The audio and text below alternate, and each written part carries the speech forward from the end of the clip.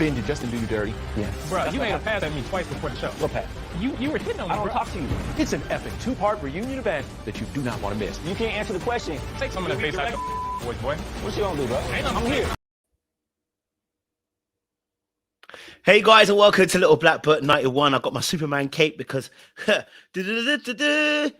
people are going to need some saving today. Okay, so we're talking to you guys about Married at First Sight, dealing with the finale, people choosing on this particular day. Let me tell you something. My God, it's been crazy, has it not been? Okay, we had Alexis literally do a U-turn faster than Usher could. Okay, Alexis was doing a faster U-turn than Usher ever could. You understand? All right. And then we had Mitch literally say, I'm walking away for these troubles in my life. And then we had Kristen saying, I'm leaving the door open for you, you know, even after even after this situation is done. Sis, choose you or don't choose you. You know what I mean? Let's not do the in-between. Let's choose you or don't choose you. Don't choose you and then go, oh my God, but I'm going to leave the door open. No, choose you. Choose you, baby. Okay? Don't be scared. Choose you, baby. Okay? Choose you. You know what I'm saying? Like, if you want it, you can have it. You understand? Yeah, but don't leave the door open. You know what I'm saying? Nate, you made Mitch have to be rude about the fact that he's not leaving the door open. You know what I mean? I don't like that. All right, cool. Then obviously as well, we had Miguel and Lindy. Listen, I'm gonna say it again. I feel like Miguel gets hard done by. And I'll say this, and I'm not talking about necessarily with the actual show, but I'm talking about the bloggers, or so I say the Reddit and all them people there. Because let me tell you something, both of these people are problematic. People are forgetting that Lindy, what she was saying earlier on in the season. I'm sorry. Both of them are problematic. And you know what? They decided to stay together. I mean, even today, when he said, listen, hey, look, can I be honest with you? Look, let's be real. Let's be real. When she tried to downplay the fact that, oh, I interrupt him and I talk over him and he feels some type of way. What person would be okay with being interrupted and to be talked over, and then you downplay it as if it's normal? That's madness. Anyway, and then we also had as well Stacia, Stacia and Nate. Stacia and Nate. Hey, you know what? I'm glad they kind of said yes, but I'm kind of also in the middle as well. I'm a bit like, ooh, you know what? It's a bit mad. I'm a bit ooh. You know what I mean? I feel some type of way. You know what I mean? I don't know. It's hard to the editing. I don't know if it's the editing or what, but her particular stance on the issue, she never sees any. It feels like she never sees any issues with her own behavior throughout the season. It just feels like she's never really had much of an explanation. Other than what he's doing wrong. That's the only thing. That's the only issue I really had of her. Other than that, I think she was pretty cool. He too. He wants to be. He's trying, and he also too. That's why he kept on saying, "We have issues. We have issues." He was trying to let her know, "You ain't the only one, B." You know what I mean? So yeah, that was that. You know what I mean? Who else was the last couple? No, that was it, because there's only 4 couples now. So, and then obviously we got this last minute. Now, I don't like this because the show know how black people stay when it comes to being called D-Lo. Okay? All right. So the mere fact that they put a clip in there of a brother and another brother saying to each other, you made a pass at me. I need you to understand what a pass means. I think everybody understands what a pass means here. I think they do. And just to make sure, just in case you didn't realize, he made it very clear. You made a move on. That's what he said. Right? So, literally, I'll play the clip again if you didn't get it the first time. Ben, did Justin do you dirty? Yeah. Bro, you made a pass at me twice before the show. What pass? You were hitting on me, I don't bro. talk to you. It's an epic two-part reunion event that you do not want to miss. You can't answer the question. Take some of that face out your voice, boy.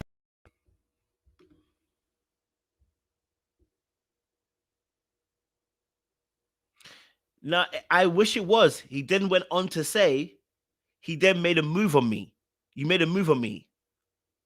So, or he tried to hit on me, or whatever he said, right? Uh I'm hoping it's creative editing that's about a situation. Maybe he meant that in a joke form.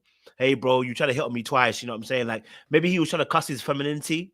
Maybe he was cussing, Justin's femininity, and he was saying, "But bro, you're the one that's trying to hit on me," kind of thing, like jokingly saying, "You're not so masculine after all," kind of thing. Maybe that's what you mean. It's just kind of mad because I just watched Zatima and the same thing, just recently, and Zatima, the best friend Bryce, do the same thing. It's just kind of crazy. So I don't know. Ooh, woo, Chile. Ooh, I just, yeah, yeah. I don't. It's looking a bit sussy, bruv. It's looking a bit sussy. That's all I'm gonna say. It's looking a bit sussy. All right, let me bring my co-host on, so we can start discussing some of these issues because I'm telling you now, it's a bit mad round here. Surely, Sean, What's up, good brother? bro, what you telling me, man? Look, brother, like I'm so invested. I need to be finishing my move. I need to be sorting it out, but somehow here I am. Here we go. Here I Bro, am. Here we go. it's a level of madness I cannot comprehend.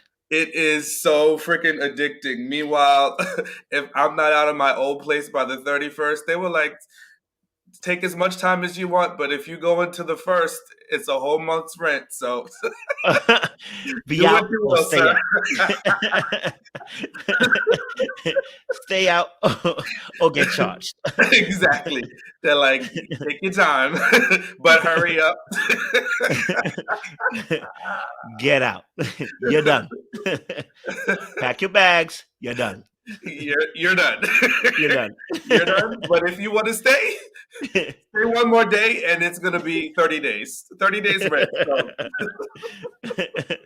Oh, freaking hell. Yeah, Listen, yeah. it's crazy, bro. What did you think of this episode, bro?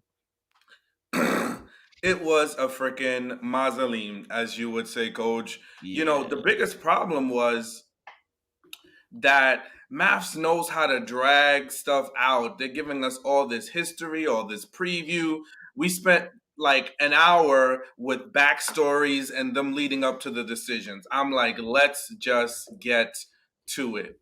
But, you know, I think ultimately at the end of the day, it is pure madness. I don't see it for near one of the couples, maybe Nate and Stacia, but I got some insight on that, and I don't think that's even gonna last. But this is mess. It's pure madness. Mm, I hear you, bro. It's wild out here, man. And yeah, some of I just hope that end editing is a wrong one. It's just them just trying to be cheeky, and it's taken out of context or whatever, whatever. Do you know what I mean? I'm just hoping one of them ones. Yeah, absolutely. And listen, when you were talking about Mitch and Kristen, I just need you to sing Bruno Mars, Silk Sonic. I'm gonna leave the door open. Not that, bro. I'm gonna leave the door open. Nope, listen, the door is closed. It's family shot, baby. Sorry. It's shut. It's done. It's closed. You're done. You know what I mean? So yeah, it's wild. It's wild, wild, wild. Let's start with the first couple then. Let's start with the first couple. Let's start with our resident couple. Let's start with Miguel and Lindy. Let's get them talking as well because they've been they decided to say yes at the end of the decision day. What was your thoughts on Miguel and Lindy? Yeah, so I this is a couple that unfortunately I don't see it for them. I think that they should not be together. They live in some cosplay fantasy land about their relationship. Lindy is talking about, how tough Miguel is on her. I'm like, lady, you badgered him for health insurance. You gaslit your whole work situation. Mm-hmm. Meanwhile, you really don't want to work. You want to be taken care of. You don't have a maternal or nurturing instinct. Mm-hmm. Um, Respect is high, and I think this is what people are missing. Like for us, like, and nobody is saying, you have to be, taking notes every time I talk. But like, come on, let's. We all want to be attended to. If I'm talking to Mm-hmm. you, we don't want you to be chasing squirrels and squirreling around, looking in the trees for what's the next thing, right? If I'm having a serious conversation with you, and you're like, oh my god, look at the birds and the bees and the trees. Come on, yeah, that is pure madness. So I don't know. I just think I don't have high hopes for them. I think they'll be one of those couples that, obviously they said yes decision day. They'll probably still be together during the reunion, but I think when the rubber meets the road and they have to look each other face to face, that's a lot to deal with. Lindy's a lot to handle. Bro, so much to handle, bro. Too much to handle at points, man. Remember that time in when she said, when I want to go to Mexico, I just want to go. I was like, you are on a whole marriage. You don't just get to pack up your bags and be, if I want to go to Mexico, I can go. I said, that's when I said that madness was it was moving mad. Remember that part? Yeah, 100%. It put me in the mind of Raquel. And I remember with Rachel, no, I'm sorry, I call her Raquel, Rachel and Jose. And, I was saying from the beginning, I was like, these two ain't going to work because she's too in the clouds and doesn't seem responsible. And he's too meticulous. And this is the same, it's like they have very similar issues. She's too lottie dottie, floaty floaty. And he's like, yes, he likes to have fun with the cosplay of it all. But at the end of the day, he also likes structure and he doesn't want to have to take care of somebody. And she just makes excuses for everything she does. She legit wants you to appreciate her outbursts. When she said in the episode, just this episode, she was like, but that's who I am. I don't know if I can change that. Ma'am, that is abusive. That Yep. is toxic. What do you mean that's who you are? No, that's not who you are. Don't embrace that. You need to get rid of that. You need to learn how to regulate your emotions. And when you're upset, you need to know how to channel it. And having a fit and flying off the handle is not the proper way to do it. Bro, that's what I was saying, bro. That's why I said I don't mind giving Miguel smoke. Listen, I think Miguel's got issues too in terms of control. I think in terms of emotional regulation, in terms of just being passive aggressive. I can agree that as well. I just feel like Lindy has gone underneath the radar with little or no smoke, and it's always hidden underneath the guise of, well, as a woman. And I'm like, I'm tired of it. I'm tired of it. Okay, I don't want to hear no more of it. It's the same thing with the name situation. You know what I mean? And I'm not even talking about necessarily our audience, because I think we all agreed on that day as well. But I see some of the things. I'm like, it's her level of entitlement to her behavior that it's okay, and that's why I said at the D-Day, how can she play down the whole thing of I'm interrupting you and I'm interrupting you and I'm saying. Basically it's part of my behavior. It's part of who I am. Sorry, not even it's part of who I am. I need you to understand that if I start saying I cuss people out and it's just part of who I am, when I get angry, I cuss people out, it's part of who I am. You can't accept that. It's ridiculous. And that's the difference between herself and Miguel. With Miguel, at least we can say, do you know what, that's wrong. And he's not saying that's part of me. I'm gonna just, that's what I do. It's like, if that's what you're doing, then bro, then I gotta look at you differently. But when someone says, oh, that's part of me, you got to accept it. That is the abuse, because and that's why I said about the Mexico situation, because it was the exact same premise. You've got to accept it. If I want to go to Mexico, when I want to go to Mexico, you got to accept it. If I don't want to take your name, but I want to have your medical, you've got to accept it. And the problem is this she gonna keep on taking. So he got to set some really effective boundaries. If he wants to stay with this woman, he has to put some effective boundaries, which is why I was saying I don't like the experts, because none of them called that out really. You're saying explosive. Dr. Pepper called it, how do you deal with her? Is it explosive? Or she said a word that was in conjunction with Lindy's behavior, how you handling basically explosive behavior or whatever. And I said, baby, you're using a word like that and you want him to handle it. You want him to handle that. There is no handling of someone if someone's got an explosive temper or explosive emotional outburst. There is no handling that. You need to get out. You shouldn't continue this marriage, right? It should go separate ways because with his emotional irregulation, this is going to become a warfare zone. Right? With his passive aggressive way, he goes, I'm not going to talk to you. If you come up to me, I'm not going to hug you. You know, all of that kind of stuff. It's going to become very dangerous for both people. You know, not looking good for any of them, you know? Yeah, and that's the problem. I think the experts, all they did was minimize and downplay every couple's issue. They must get an extra bump bonus, you know, and for all the decision day yeses, because ain't no way, they sitting up here seeing these fools carrying on and watching him, just almost put her on this pedestal that she doesn't even belong on, about all the great things, and she loves me and she's really been there and she's watching me spiral and she's held my hand. What? Bro, I'm questioning your your sense of things, because how you walk away feeling like she was a safe space, unless we just missed something, it was caught up in the edit, because all I ever saw her do was flip out, not take accountability, cry, get upset, like I just really don't understand. And then Dr. P, she was, giving us some things to work on. And meanwhile, we saw her 1 or 2 episodes at best. And poor Devon, I mean, he popped in a few times, enough to catch Alexis's eye. But outside of that, it's like, what are we doing? So it's like they just really took a back seat this time and just let the couples go full tilt. And they were hoping, wishing, and praying that, they would all come together at the end. I'm annoyed. I hear you on this, bro. So I was surprised they said yes, but I'm not surprised they said yes, because obviously, clearly, both of them moved mad. Someone said allegedly a 50K bonus. I'd say yes too. Sign me up. I'll say yes.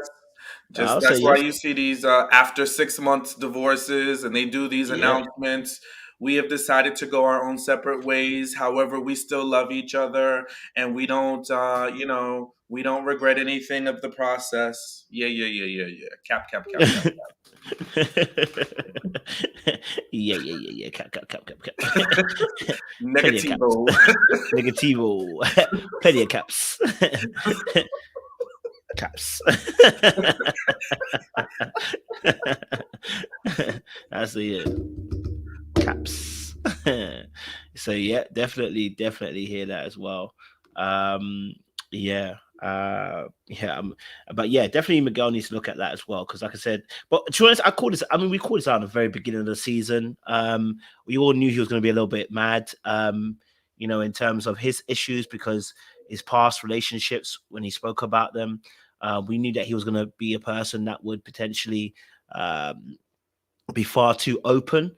He doesn't know how to shut the door. He gets locked in, and then he just sees roses and rainbows. Doesn't know how to assert himself, and that's the biggest problem, really. And that just leads to passive aggressive movements. So that's equally as dangerous in some sorts, because that can build up and that can turn into a madness as well. So yeah, definitely don't want to. Definitely wouldn't want to see them two together. But hopefully they get the help they needed. But it's giving me Jose and Rachel vibes, like you said, bro. Same situation. And listen, I don't want to predict anybody's demise, If they can work it out and they can be together, then go for it. But I think what was shown, especially when he flipped out about them photos, that is just more to come, because those little things, and like him just getting annoyed with her, she's not going to stop because she feels justified. And I think he never, when you don't follow through, it's just like a parent. If they threaten you with discipline, right? But that they say, when you get home, you're going to get the spanking, or I'm going to take away your PlayStation. But 24 hours later, your PlayStation's coming right back at you. 24 hours later, your cell phone's going to come and they just want to make a big fuss and want to make a big noise. Then it's like you lose the respect because there's no follow-up. There's no follow-through. And this is what I think, this is how Lindy will be. And I think for Miguel, he's going to be like henpecked into being afraid to try to like stand up for himself. And because he doesn't know how to do it effectively, it's going to lead to him having some outbursts. And he talked about the machismo. He talked about the mommy issues. All those things don't bode well, you know? At least with, you know, we see with Stacia and Nate, as much as they may or may not make it, he tells her as he goes along, right? I feel like you're manipulating me. You know, I don't like this. I feel like you're doubting me. I feel like you're questioning me and you're not seeing the effort that I'm putting in, right? You have to speak up along the way because if you don't, then it's just going to be a massive buildup, and then you're going to wind up flipping out over the wrong thing. Hence, he's going berserk over selfies when that's not really the root cause of the problem. Mm-hmm. That's it, bro. I'm with you. All right, let me get JR in there as well. JR be the background, baby. JR, baby. Hey, how you doing, people? What are you saying, brother? The ladies have been missing you, bro. You got 2 lines in the head too as well, fam. You trying to shake these ladies. You trying to shake these ladies, No. Oh my gosh. No. But yeah, I agree with you. This episode was crazy. I think that with Lindy and Miguel, I think you hit the nail on the head. I think it's gonna end in a tumultuous affair, I think. You know, I'm not surprised they chose each other, though. I'm not surprised they stayed with it. Because I think they've somehow learned to tolerate each other, adapt to each other a bit. But for real, I'm not sure it lasts too long. You know, she moves a bit mad sometimes, and like she keeps on warning him, he hasn't seen her go to 10 yet.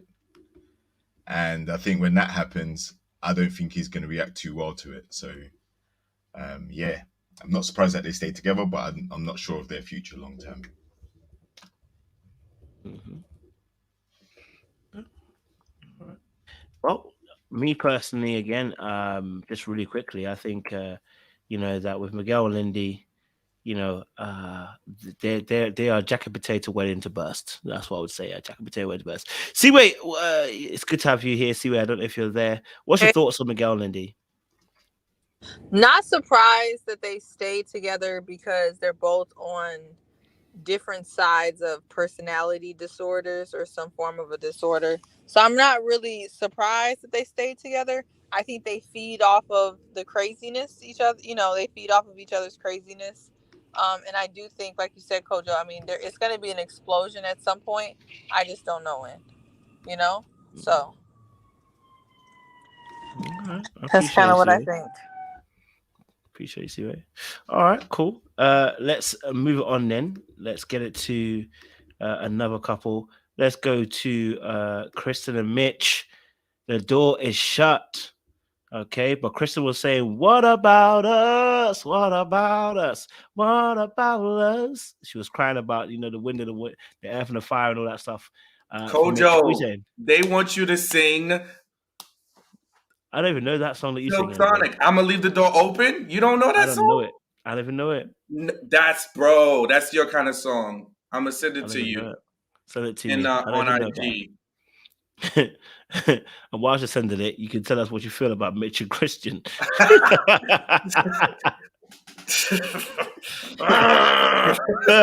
Several caps. Cap. Well, listen, no, this is one I fully support, right? You know, I felt like Mitch hit her with the The it's not me, it's you. It's not you, it's me, rather. The ultimate line, he really tried to deliver some smoothness. He tried to smooth out the rough edges and stop mitching. And I feel like they pushed it. I think it's Alexis's fault. I blame Alexis, just like so many other things. She should have just, kept in her business, worried about Justin and what y'all got going on, and not dig into Kristen and Mitch's madness, right? Because they walked out holding hands. Pastor Cal and Dr. Peppers were all, oh, I've never seen a divorce like this. They're capping, okay? They're faking it till they make it, but it looked good. It felt good. Let her have a moment, because poor Kristen has been tortured.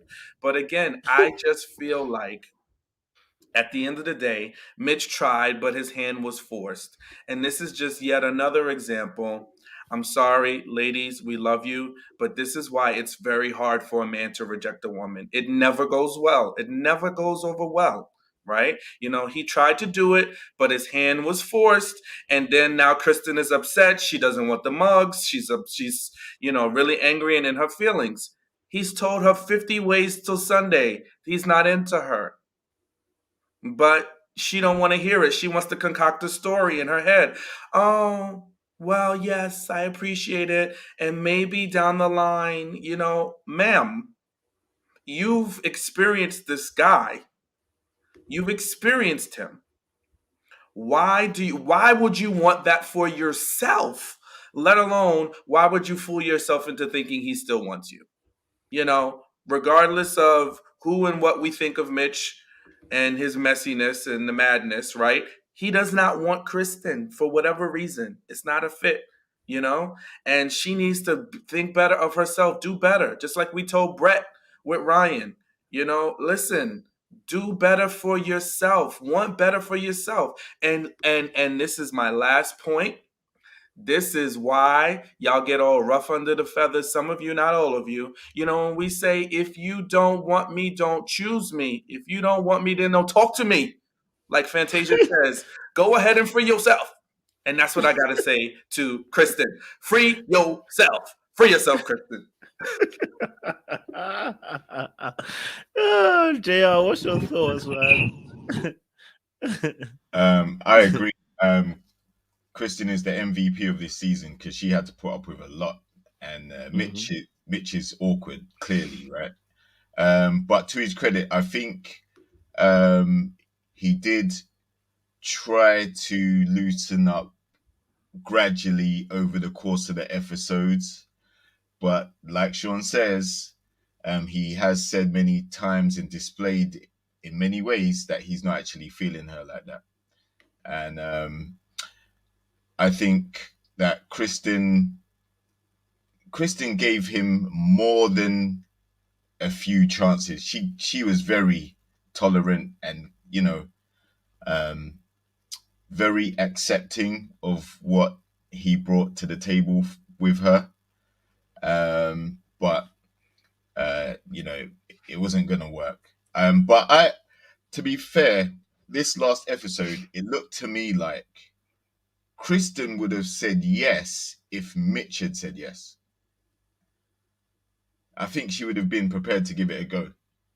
But the fact that he let her down gently, and I think she just went with it at that point. But they weren't really gonna make it. But like I said, I do give Kristen a lot of credit because she definitely stayed in there when it would have been easier to check out.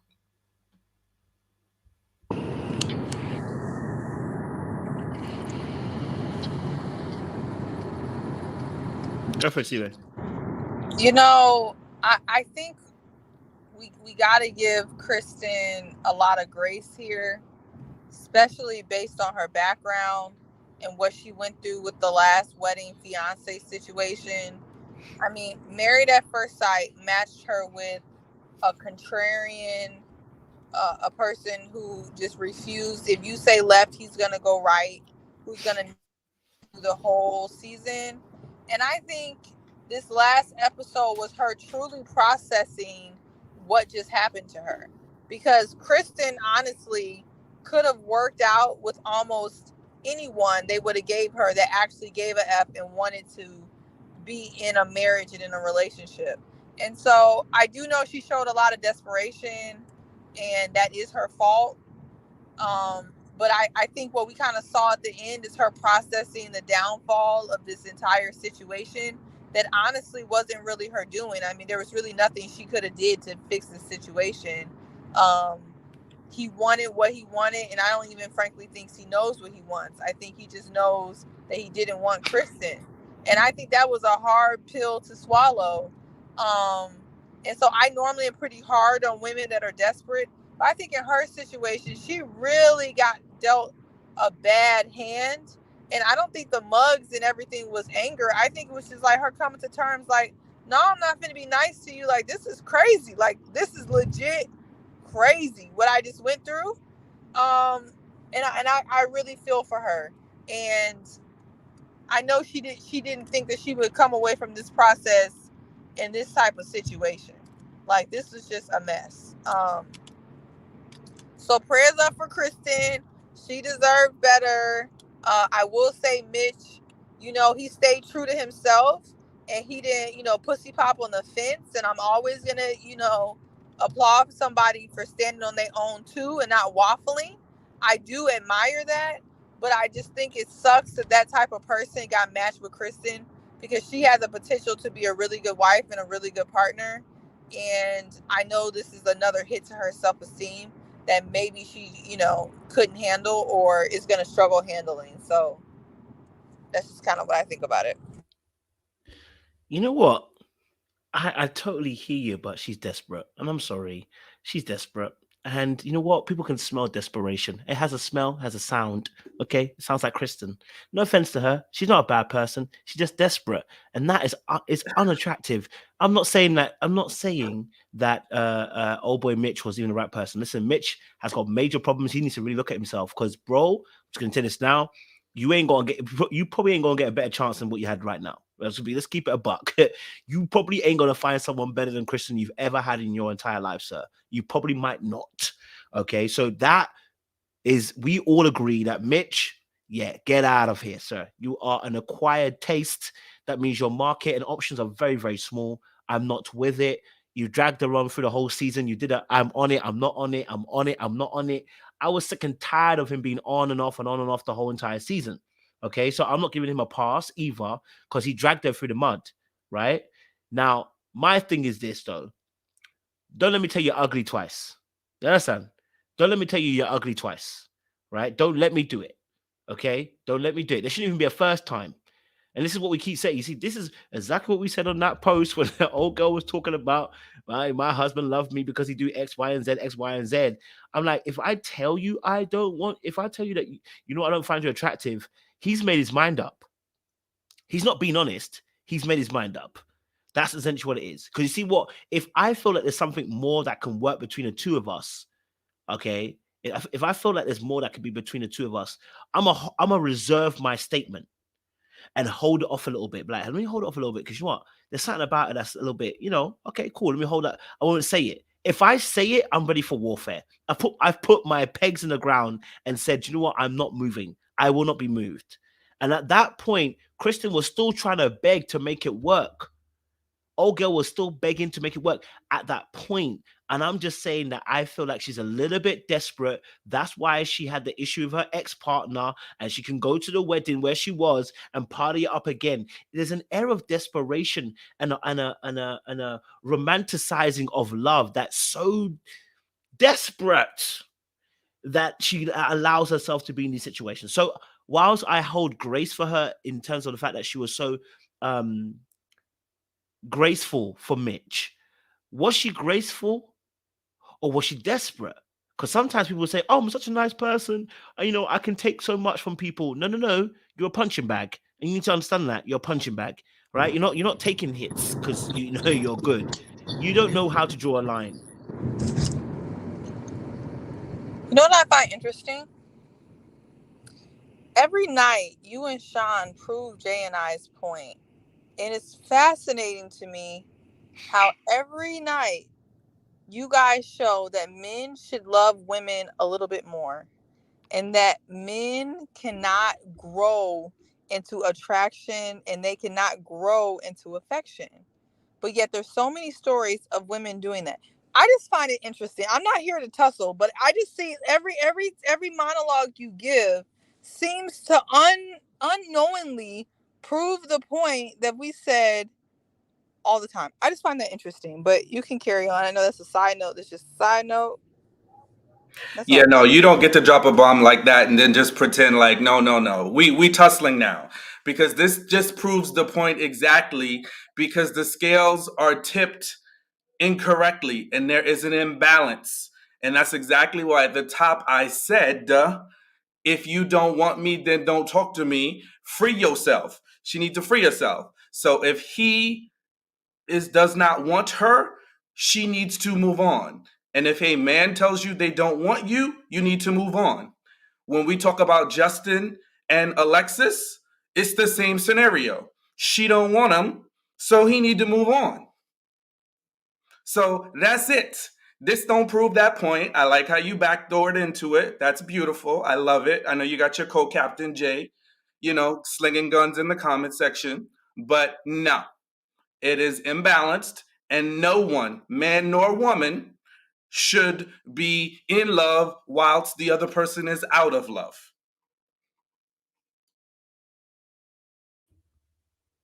What he said. No, but do you know what? I see what Siwe is saying. I think there's a slight diversion though. I'll say slight diversion in this. You kind of jumped. Him not finding her attractive, it's got nothing to do with men loving women more. Right? That's not that those are two different things. So first and foremost, I agree. I personally don't believe I honestly don't think there's many men, if they're very small minute group, who grow in their attraction with a woman, right? Which is why I said once he said, I don't find you attractive, he set his stall out. It was done from then. We already knew. But I can agree with you. I believe some women do grow in attraction, but what we were saying was, we don't want you to choose me like that. We saw what happened with Alexis. Listen, just because some women can do it doesn't mean all women gonna do it, right? I'm saying choose me because you like me and you fancy me. Okay, that's what we're saying. Because we saw what happened to Alexis and what happened to Justin. So yes, being attracted to me does not equate to men loving women more. You understand, right? It's about attraction. Simple put. If I'm attracted to you, I'm gonna love you. If you're, I'm gonna end up trying to love you. I'm gonna try and love you. That's my next thing, right? Yeah, Christina. No, see, I'm gonna challenge all of you. Listen, écoutez, listen very well, because what we're doing now is we're jumping from again, and it's not that. She said two things which are separate. I need you to actually listen, because what's happening is people are missing it. Two things are separate. Attraction versus I want to love you more. The two don't go hand in hand and just go, if I find you attractive, I'm going to love you more. That's not how it works. But I think the problem is you guys have conflated those two things. I 100% agree. But when you guys say, if you don't want me, then don't talk to me, that you're actually unknowingly or maybe knowingly conflating those two concepts. Because if you're saying a woman is not attracted to you, but she wants you and she loves you, you know what I mean? Like you're actually putting those two together, because there are women who may not be completely attracted to their dude, but they really want them. But you guys sit on this platform and say, if you don't want me, then don't talk to me. Well, she didn't think that you look like Idris Elba. That's what she said. She may still want you though. Je ne comprends pas. Parlez anglais, s'il vous plaît.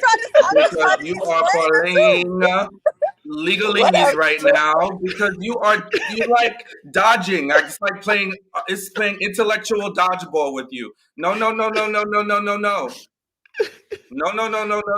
No. We're talking about Mitch and Kristen, right? Kristen and Mitch. Mitch is not attracted to Kristen, nor does he want to be with her. She tried to make it work because she thought it could work. He does not want her. she should move on, because if he told her from the beginning he does not want her, she should be gone. I diverted this conversation. We can move on. No, it's a good conversation, Siway. No, it's a good conversation, Siway. This is what we have these panels. It's a good conversation. And clearly you have the woman behind you too. So it's actually a good conversation, because we're disagreeing, but it's a good conversation. So feel free to say your point. Never problem. We don't shut you down. Feel free to say your point. GR, did you want to jump in? Yeah, I was just going to say, look, there are two different things, right? And I think, obviously, there's a narrative that men put physical attraction above most other things when it comes to looking for their lady, right? And in this situation, we're talking about love and marriage. So the attraction is what gets you through the door, but it's the other qualities, whether you're going to last past the show and your future with that person, that's a completely separate point, right? It's a completely separate argument. So I can see what Seaway is trying to say, but like you said, we have a situation where Alexis and Justin, Alexis is not, she's Mitch in the situation, and Justin is Kristen, right? So there's no attraction there, and you can't force it, because you're going to be faking it until it frustrates you, and it gets frustrating for your partner. Like, you're not going to be displaying the genuine, authentic feelings that go along with loving the person. So, and to be fair, I'm not really sure how much Kristen is attracted to Mitch. Because look, the guy, when he went to his house, his house was a pigsty, the dirty feet, the stuff in the fridge. Like, he had crazy stuff going on. So I think she was just giving him way too much hope in terms of how much she wanted to make it work. She did obviously want to make it work, but he's not the guy for her. Like, there's no way. He never has been the whole show. He hasn't been the guy for her, and she deserves better than what she found in him. And that's not a disrespect to her or him. I just think that she deserves a lot better than what he put her through. He was moving mad. Like, he was taking things a lot too much too far, with the environmental issues and a whole load of other things that made him weird, man. So yeah, I'm glad she's not in it anymore. Like, I'm glad she's not in that relationship anymore. But they're two different things, and we can't conflate the two. Attraction does not necessarily equal love. Thank you. What? Oh, host Spirit took away. She vanished. Wow. Sorry about that. God does what he needs to do. He's gonna play our battles. Stand still and know that I'm God, okay? Stand still and know that I am God. The Lord said he will fight our battles for us today. She'll be back. Of course she will be. And Miss Ayani, thank you so much for proving this point, because at the 55-minute mark, Miss Ione made a perfect comment. And this is exactly what we are talking about. So, you know, when me and Kojo get up here on this little platform, you know, like we've been told before, what we are saying is you may grow in that attraction, but in a lot of times what happens is in your mind, you feel like you're settling.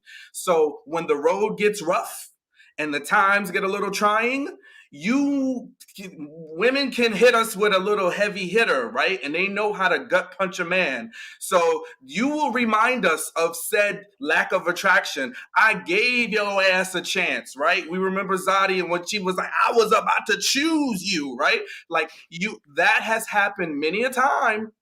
When you get a little upset and you're like, yeah, I didn't really like you. And if it doesn't come out in words, it comes out in actions, because human beings are flawed, right? So whether women can grow an attraction or not, you still are a human in flesh. And in many instances, when you get upset and that flesh rises on up out of you, right? It comes out in, I didn't want you in the beginning, and I gave your toothless A double snake a chance.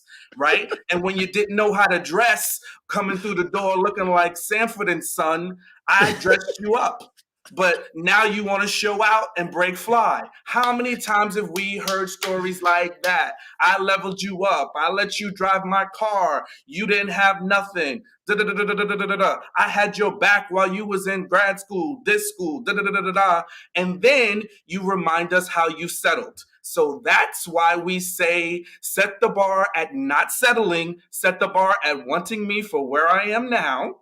Maybe seeing potential, but wanting me at where I am now, being attracted to me where I am now, and then we settle off from there. We ain't got to love each other the exact same way, but start at that baseline so that we are on a level playing field so nobody feels like they're doing anybody a favor. I'm with you, bro. I'm with you, bro. I'm with you. D-Max says, from the perspective of a 62-year-old female, you can grow an attraction, but it will never be 100%. So she says that. And then I said, obviously, maybe you guys will be shocked to know how many married women aren't physically attracted to their husbands. Yep. So a lot of you are settling. That's the whole point. Exactly. A lot of you are settling. Exactly. And we're saying, don't settle for us. We're saying, raise the bar. Yeah. Raise the bar. That's what we're telling you. Raise the freaking bar. That's what we're trying to tell you. Come up. Sorry, JR, go on. The thing is, I'm not surprised to see this comment about a lot of women aren't physically attracted to their husbands. And to be honest, I think there may be just as high a number the other way around as well, with men that aren't necessarily physically attracted to their wives, but it's other things that keep them together, or other things that they're attracted to other than the physical. It could be personality, could be compatibility and chemistry on other levels. And that increases the attraction where the physical may not be as strong. So, yeah, I'm definitely not surprised by that, to be fair. Hasty, where are you back? Sorry, it cut you off before you could finish off your point. They threw you overboard like Jonah. So talk to us. Oh. What were you saying? Sorry about that. What was I saying? Oh, I was actually gonna say, like, JR has a point. You know, JR tends to be pretty reasonable. You know, unlike you guys. But no, what I was gonna say, I think was, like, I do think it's a good point that you guys are bringing up about how, what's her name? Justin's person. I don't know why. Alexis couldn't move the needle with Justin. I do think that was a good point, but I also think that Justin's personality also is what stopped the attraction. I don't think it was just because of the way he looked, because I was thinking to myself, when I saw those previews and he told Nate to put some bass in his voice, boy, I was like, okay, that's my nigga. Like I immediately saw it different for him. I ain't see it for him, but I saw some a little more for him. I was like, okay, like he got the confidence, he got his swag. Like, I don't know. When he told Nate to, take that bass out his voice, I was like, see, that's actually what women want. It's not just like what you look like, it's your aura. It's your vibe. And he gave that like big boss energy vibe. I'm not gonna say what Nate gave, but it wasn't that. And so yeah. Just see way. I think that's part of it. But I agree, that's part of it as well. No, I do actually agree with you. I think coming out with the two of them. No, definitely. I mean, I agree. Listen, look, I think Justin's personality definitely put the nail in the coffin. My thing is this. Nenena said it beautifully. We don't want any more of this. I don't want to be shocked to know that many women are dating people they're not physically attracted to. Stop it. I want women to raise the bar. I want more for you, ladies. I want better for you. Okay? I don't want you to settle anymore for the schmeedem ugly guy that you don't want no more. Okay, I don't want you to settle just because of marriage. Stop choosing these men. Stay single if you have to. Okay, all right, because you're doing harm to us. You're doing harm to yourself. All right. If That's you really want bad someone you're advice. attracted to, listen. Why is it bad advice? Why is it bad advice? That's bad Why would it be advice bad because advice? that's not what marriage is really about. It's not about attraction. That is a part of it. But at the end of the day, when you're both 65 and your balls are gray and saggy, it's really not about that. But we're not saying You know what I that's the mean? whole Like entire thing. you're telling. Oh, we lost JR. You're Overboard. giving that advice, and I understand what you're saying. Like, shoot for the stars, but if you know, that's not everything. We're not saying shoot for the stars. We're saying choose someone you're actually attracted to. You're settling. You can do You're that, but settling. there's so many things that lead up to attraction. And I know what you mean, but you want someone who you're physically attracted to. And yeah, you should want that. But I'm just saying, telling someone, oh, don't get married because you're not physically attracted. Read that. Read what she said. Does it sound like they're happy? It doesn't give happy vibes. That's what she said there. Does it give happy vibes? Does it give that you're satisfied vibes? When she wrote that, maybe you guys were shocked to know how we marry women aren't physically attracted. That don't give happy vibes. Don't give happy vibes. You're projecting that because you wouldn't be happy if you were married to I a wouldn't woman be, you were right. attracted to. But That's when all you I'm read saying it, does about it sound that's happy? all I'm saying about you and Sean. I don't know any man that would be happy hearing that their wife was not attracted to them. So the problem is you don't need to hear it. That's the problem. People don't need to tell you everything. That is the problem. Y'all shouldn't be getting up on Instagram and telling people everything that comes to your mind. Everything does not need to be said. Okay. Well, what happens is if it's a feeling, it manifests itself. So I don't care what you don't say, how you feel manifests itself in your behavior, in your actions, in your treatment with me. So you are not a robot. So you can't turn off a valve that says I'm not attracted to my husband and then still treat me the same way as if you were, because then you're just a sociopath and a complete liar. So there is no way. And maybe men haven't had the opportunity to talk about this because y'all been lying the whole entire time. Not you personally. Maybe we haven't heard the conversation because y'all be lying all the time. Just say you'll be lying. You know what I mean? But now we've heard it. We're like, oh, okay, that's what y'all were doing. You know what I'm saying? Look what Sherry's saying to us. We spare you all the time. That's what I don't want. I'm not a charity case, okay?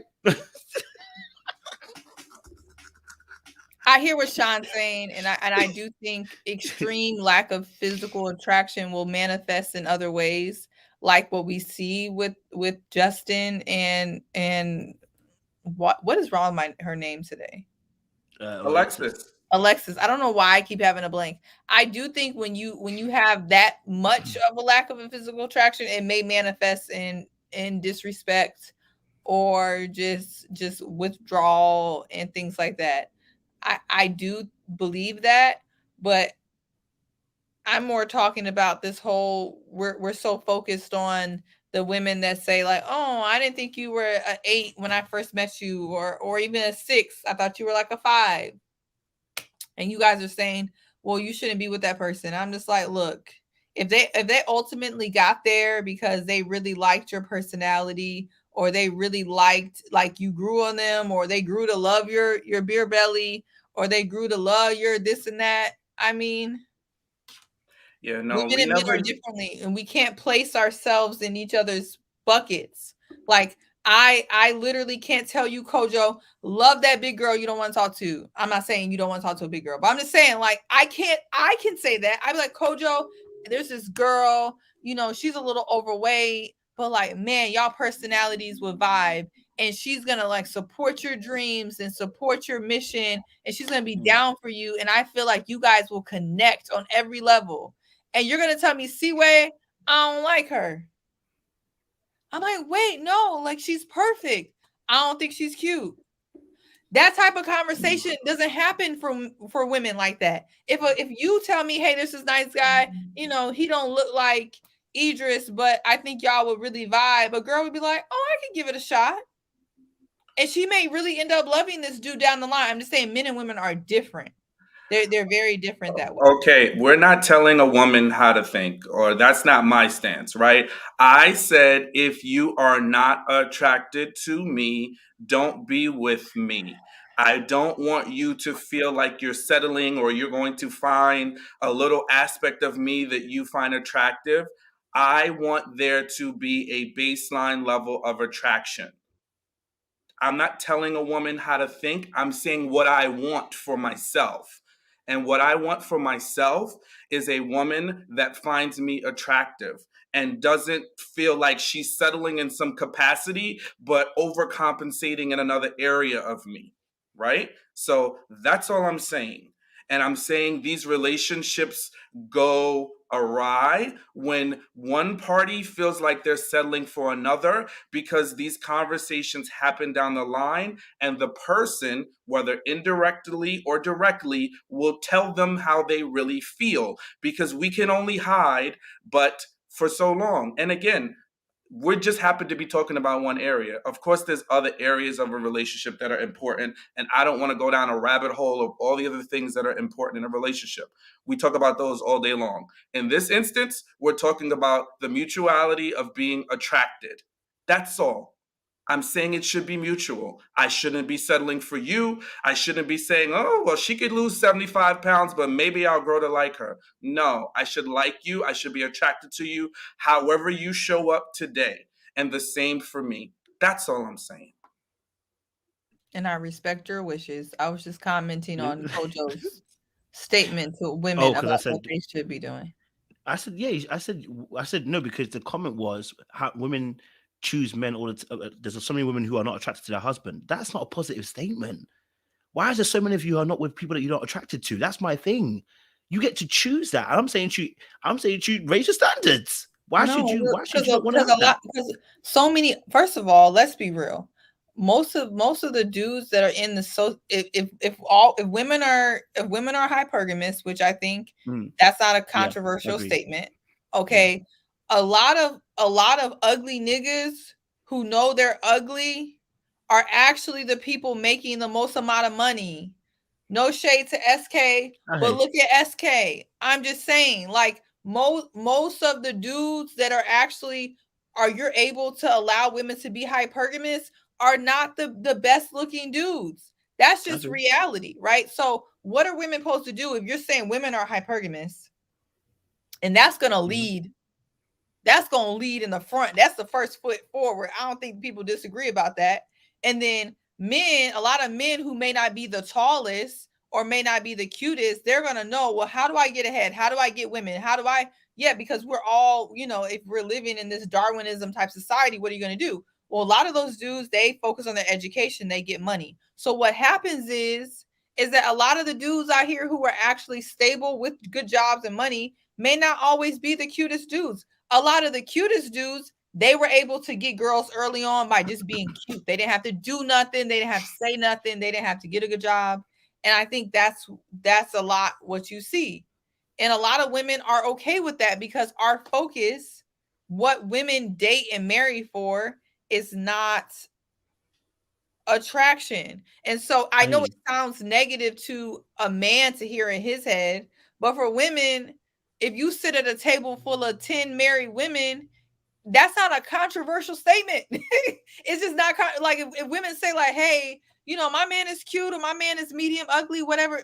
My man is but he treat that we will go past that like within a second. Like, how does he treat you? Does he take care of your kids? How he deal with the family? Is he taking care of you? Now where women start throwing shade is if a woman goes, yeah, I've been paying all the money, all the bills in the household. Okay, that's when the daggers come out. But about attraction, and I understand that for y'all that pierces maybe a bit more and a lot maybe because that's what y'all value, but that's not what women value. And I think that's what I'm learning is that there's a real disconnect. I see Sean already wants to cut me off, but there's a real disconnect in our value system. And for the record, I am not telling Sean what he needs to want. Yeah. He wants a woman that has a base level of attraction that is fair. I'm not saying that's not fair. I'm just speaking on But I think the issue becomes when you speak for what you think we're trying to say. I'm not saying that women don't think differently than men. What I'm saying is, just like in the chat when you talked about SK, whoever the heck that is, I don't know who he is, don't care. But ultimately, there were some women that said he's attractive, right? So you may look at me and maybe you're attracted or not. You may look at said guy across the street and you might think he's attractive and the other woman may not. So not everyone looks at attraction from the same lens. So all I'm saying is, yes, are some people universally attractive? Sure. But other people are, whomever they're with, they find them attractive. So that's all I'm saying is just find me attractive. I don't need to be universally attractive. I don't need everybody to be attracted to me. There should be a base level of attraction in the relationship. It's not everything, but it is something that I think is important. And I think there's a nuance to attraction and what people are attracted to. Like, I leave room for that. So all I'm saying is you shouldn't be with someone that you don't think is unattractive, man or woman. You shouldn't be with them if you don't find anything about them attractive. I think your big toe attractive. The pettiness. I think your brain is attractive. How about that? I like the gray in your beard, Sean. Okay. I like and guess what? It's gonna disappear because it's about to be just for men right on out. But that can change. I like them shoulder blades, okay? I like your shoulder blades too. I like the ponytail. Nah, it's a rule, and I appreciate you, Siwe, as always, because you always give a pushback as well. It means it's a healthy conversation because I am hearing what you're saying, though. I'm getting it, and I guess, like I said, I'll only talk for myself, like you said, right? Which is, I think if a lot more men knew that women didn't find them attractive, we'd have more issues. I think a lot of men, it's almost like the whole situation with sex with men. It's like some men don't know their sex is poor because women be like, yeah, and then they don't know they're trash. So if they did, like, maybe their ego be hurt, maybe they would choose a different partner. So I also understand women do look at things differently. They take into consideration different aspects that allows them to stay in a relationship, which is the security aspect, mentally, emotionally, physically, spiritually. If they're safe in that aspect, I guess it's a reality of life. And I'm going to say something. Maybe you can chime in and see where on this. That aspect, it's not your first choice. Like, when I say that, what I mean by that is if some goons hadn't hurt you in the past, that guy that's not as physically attracted to you wouldn't be your first choice. I think I don't know if that's different because the way that we navigate through the world, because again, we're privileged as men. We are in a power dynamic, you want to call it that, patriarchy, you want to call it quote unquote, right? I wonder if that takes a toll in relationships, how we see things, right? That's not necessarily your first reaction to go after the person you don't necessarily find attractive. You know what I mean? So, but that's just my personal thought. I don't know if that's necessarily true. I'm just saying that's a personal thought. Would you disagree with that? And I'll happy to rescind that. It's a thought that came to my mind. I mean, I just think reality, I don't know if it's the hurting, like who hurt you. I think reality teaches you at a young age that you don't get everything that you want in somebody ever, right? Because if we go out here thinking that we're always going to get the perfect job, perfect situation, perfect everything, then you're just not going to, you're going to be stuck. You're not going to do anything. So let's be honest. If a woman could get I'm just gonna say like a Russell Wilson or a Steph Curry, right? Like if all women can get a Russell Wilson or a Steph Curry, I'm sure that that's what they will go for, right? But unless you're living under a rock, you know you're not gonna get. And I pick those people because those are good men from the outside, right? They take care of their family. They're successful. They're at the top of their game. You know, I'm everything that a woman looks for. I feel like those two men have that, you know, for the most part. and reality is going to teach you that, I mean, unless you're the delusional people that come on, that used to come on Kevin Samuel's show, who think that there's like 5 billion of those unicorns walking around, then yeah, there's some people who are going to wait for those unicorns, and they're going to be 50 and 60 years old, never married, and never taking the opportunity to be a mother because they're waiting for an actual unicorn, right? So yeah, I would be lying if I told you women wouldn't pick that first. But I think over time you learn that you have to, with everything in life, you realize that you need to prioritize what matters to you. And I think that's when women start to prioritize situations. And I think that's where they get there. And it's more so like, honestly, I'm going to prioritize these values over having a dude that I think is cute. Because once he's not paying bills, and once he's getting on my nerves, and once he's talking crazy to me, he really ain't cute to me no more. You know what I mean? Like, how many people thought Olajuwon was cute when they first saw him on the screen? I did.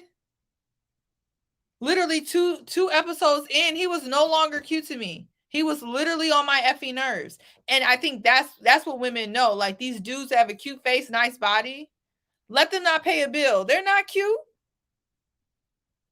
So, and I love how I think, Kojo, you really reached beyond where a lot of men think with this, with bringing up the orgasm thing.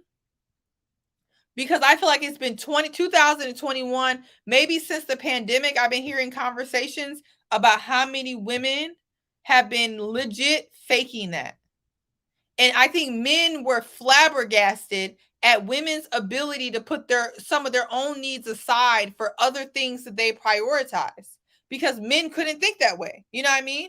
And I think that is a great analogy, because it's the same thing. They're like, man, I cannot believe that women were just like, that doesn't even matter to me. I'm just going to fake it because, like, this man treat me well. He take care of my kids. I feel safe. I feel whatever. So I can fake this every now and then. It's not a big deal. And men are like, what? Is that what you really were doing?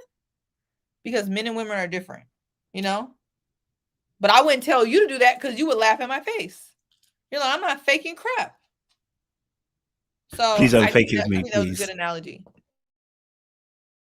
Please be true. If I'm trash, I'm trash. Let me know so I can get better.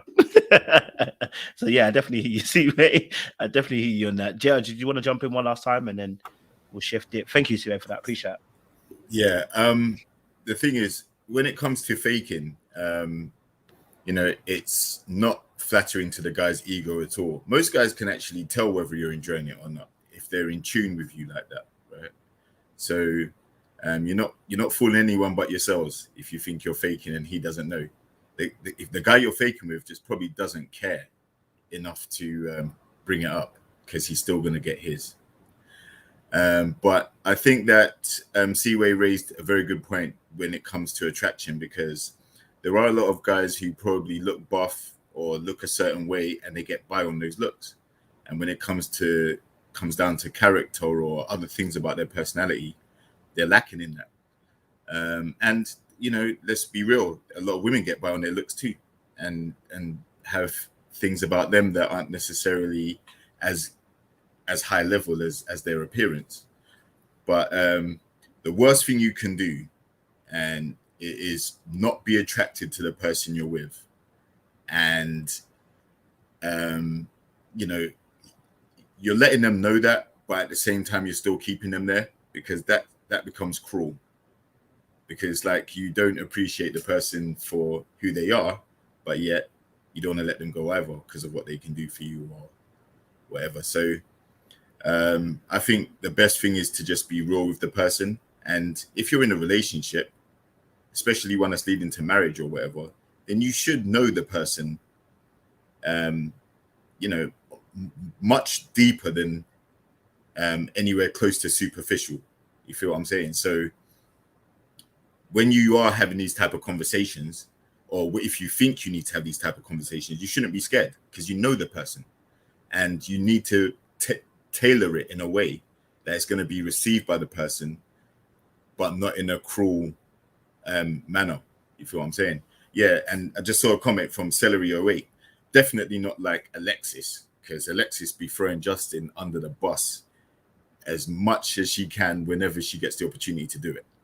There's nothing kind about letting him know that she's not attracted to him. But it's evident. And like I said, if you're not doing it in the right way, it can be very cruel. And so, yeah, just find a way to do it. Keep it real, be honest. Because by being honest with the person, you're also being honest with yourself. So if it ain't there, don't try to force it. Just be real and let them know. It might be the hard thing to do, but in the long run, it's the best thing to do.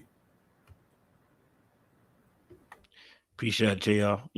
I love this conversation. It's been really, really good, actually, to hear both sides as well. And, listen, what Siwe has said, there's a lot of truth to it as well, because, in terms of, I call it the marketplace. In the marketplace, she's actually right. Men can buy, I don't want to say buy, but they can add a few extra points to the looks, by financial means, having security, having status, having power. So there's a reality there, which is part of the market dating place. Absolutely right. If you're a man, it's alignment with Red Pill. Red Pill actually the exact same thing. I can't hate on that. I've always said that's very true. The very reality is that as a man, if you have finances, you have status, you have power, no matter how you look, you can get yourself a little baddie, okay? Because someone needs some security, all right? So that is absolutely true. So yes, women and men do value things differently. For those of us who are in the middle range, okay? Those of us who are average in the middle range, we might care a bit more about that, okay? By the way, let's talk about the couple now. Good conversation. Let's talk about Stacia and Nate. No, in fact, no, let's not. Let's leave it to the end because no, we can talk about them. Yeah, it's fine. Stacia and Nate, what's your thoughts about Stacia and Nate? They said yes, and I'm actually happy they actually said yes, but part of me also feels a bit like, oh, I don't know. It's like they got things to work out. And I really hope they get the help, because it could work if they get the help. If they don't, their insecurities and trauma is definitely going to kill them. So, yes, Siwe, go for it. I was really excited about it until I saw that preview for the reunion. Like, I'm concerned. I'm not going to say what I said on Discord. But if y'all on Discord, you saw what I said. But I'm not, look, Sean, like, please don't repeat that. Yeah, I felt like how you felt, Kojo. Like, like they have some issues. Stacia definitely has some control issues that she's gonna need to let go, and allow Nate to be a man, and not try to like plan her whole life and just plop Nate into it. Nate is also gonna have to work on some of his communication issues and the way he kind of like doesn't say stuff and then just blows up. But I do think what helped, there's a lot of growth, there's a lot of potential there. But yeah, I'm not gonna lie, I'm gonna wait for the actual reunion, but I did see a lot of tension and animosity between Justin and Nate that I never quite understood. Even in the after show, it's always been like it's been a lot of animosity towards Justin, and I always thought he just didn't appreciate Justin being messy. But yeah, I don't know. We gonna see. We gonna see. I hear you. JR, what's your thoughts? Yeah, I'm actually not surprised that they said yes. I think I was more surprised at the laundry list of things that Stacia brought up about Nate. She said quite a few things, like he's got mummy issues, and she went in quite a bit on him. I was quite surprised at that. But I'm happy overall that they chose each other, because they did look like one of the better performing couples on the show. I won't say better matches, because there are still some areas where, like her having a house and the 400k salary, he's not there. And will he ever get there? I don't know. And if he doesn't get there, I don't know. But I think the the title that you've got about Justin said Nate made a pass at him. Nah, that's just some production business, man. I I definitely don't think anybody made a pass at Justin. You feel what I'm saying? There's no way that, in my mind right now, that I can conceivably think that Nate or Alexis even or anybody else made a pass at Justin. But I have seen in the social media streets that they did not like each other from day one. That's Nate and Justin. Nate does not like Justin at all, and is willing to put hands on him as well. So I just think it's some type of beef that's built up off camera or while they've been filming, and Justin decided to, drop a bombshell. But I don't think it's true at all. I think it's editing, production. That they can blame on production, in my opinion. Ain't no one hitting on Justin. Huh? Who makes that up? Justin, man. Listen, Justin is crazy. His girl did not want him. And, he's been struggling with personal demons throughout the entire season. I think him getting a sense of one-upmanship over someone that he's had beef with throughout the end of the show is just a way to go out with a bang. But I definitely don't think, I don't believe that. I'll just leave it at that. I don't believe it, not at all.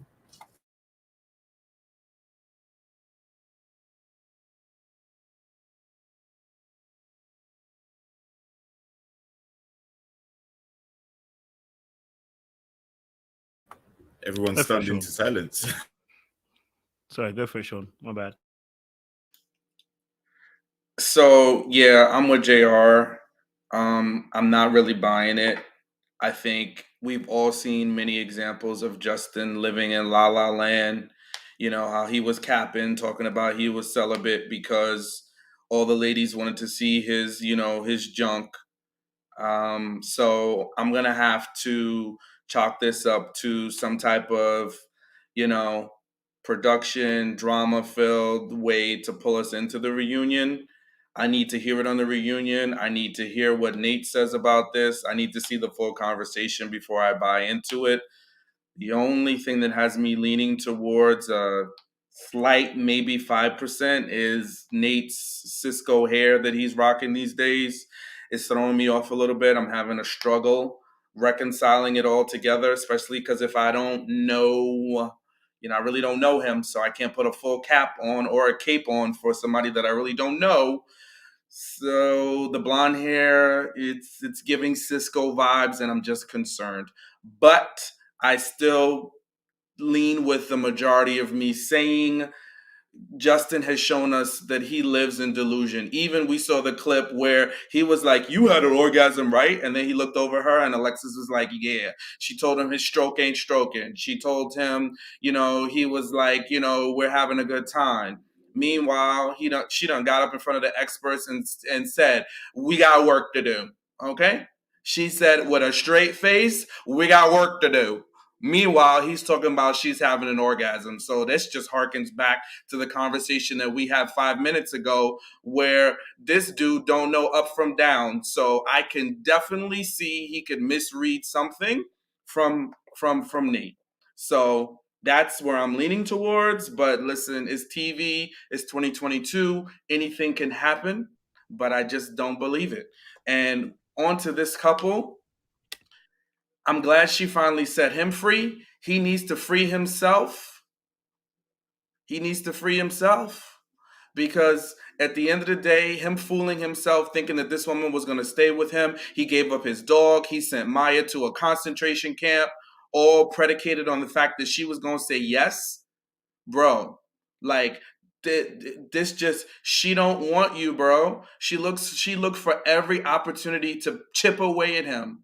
Somebody that does that, to me, yeah, it's just like, I just feel like she's so much more concerned with her image than anything else. Because that little speech she gave after she said what she really felt, which was no, and I don't want to be here. Because if you notice the language that she used, even when she said yes, I'm saying yes to the potential. I don't know what's going to happen a year down the line or a month or two. I'm saying yes to potential, not forever. So there it is. She don't want you. She's just in a process and she don't want to look bad. So at the end of the day, look, I don't think she should be with him. I think if she don't want him, don't be with him. Don't force yourself to be with somebody you don't want to be with, because what happens at the end of the day, nothing is enjoyable. And we see how it lives out on the extreme end when she just feels like she has the upper hand. She calls herself logical. She is not logical. She's like, he's emotional and I'm logical. You're right, he's emotional, but you're not logical. She's just blunt. She's just blunt and harsh and says what comes to the top of her mind. And maybe she doesn't yell, right? So she doesn't yell, she doesn't berate him outwardly, but the words are still the words. And see where you taught us this, right? You know, when you were explaining like the different types of how you can communicate with somebody and still be cutting and biting without yelling, without using curse words. You can still insult somebody, you can still demean somebody. And that's what she does to him because she does not want him. Nor should she be tortured with him, and he shouldn't be tortured with her. I think he low-key finally had the cojones to set himself free when he pushed her to say the no. He kept pushing and nagging at her to say, just say it. Do you really don't want me? So sometimes when we have that biggest fear, like he felt it, he was like, I'm just going to push her because I really know it is. I want to convince myself in La La Land and delusion, but I know she don't want me. I can tell. So he pushed her to the no. And I'm glad, because those two should not be together. It's a bad, bad mix. He got a lot of healing to do. You know, then it seems like he tussling with Ben too. So he got a lot of work to do. He got to sit on the bench and heal. Look out for the upcoming merch, because he needs several of those shirts. And I digress. Yo, you're killing me, bro. Listen, yeah, it's that's the innate situation.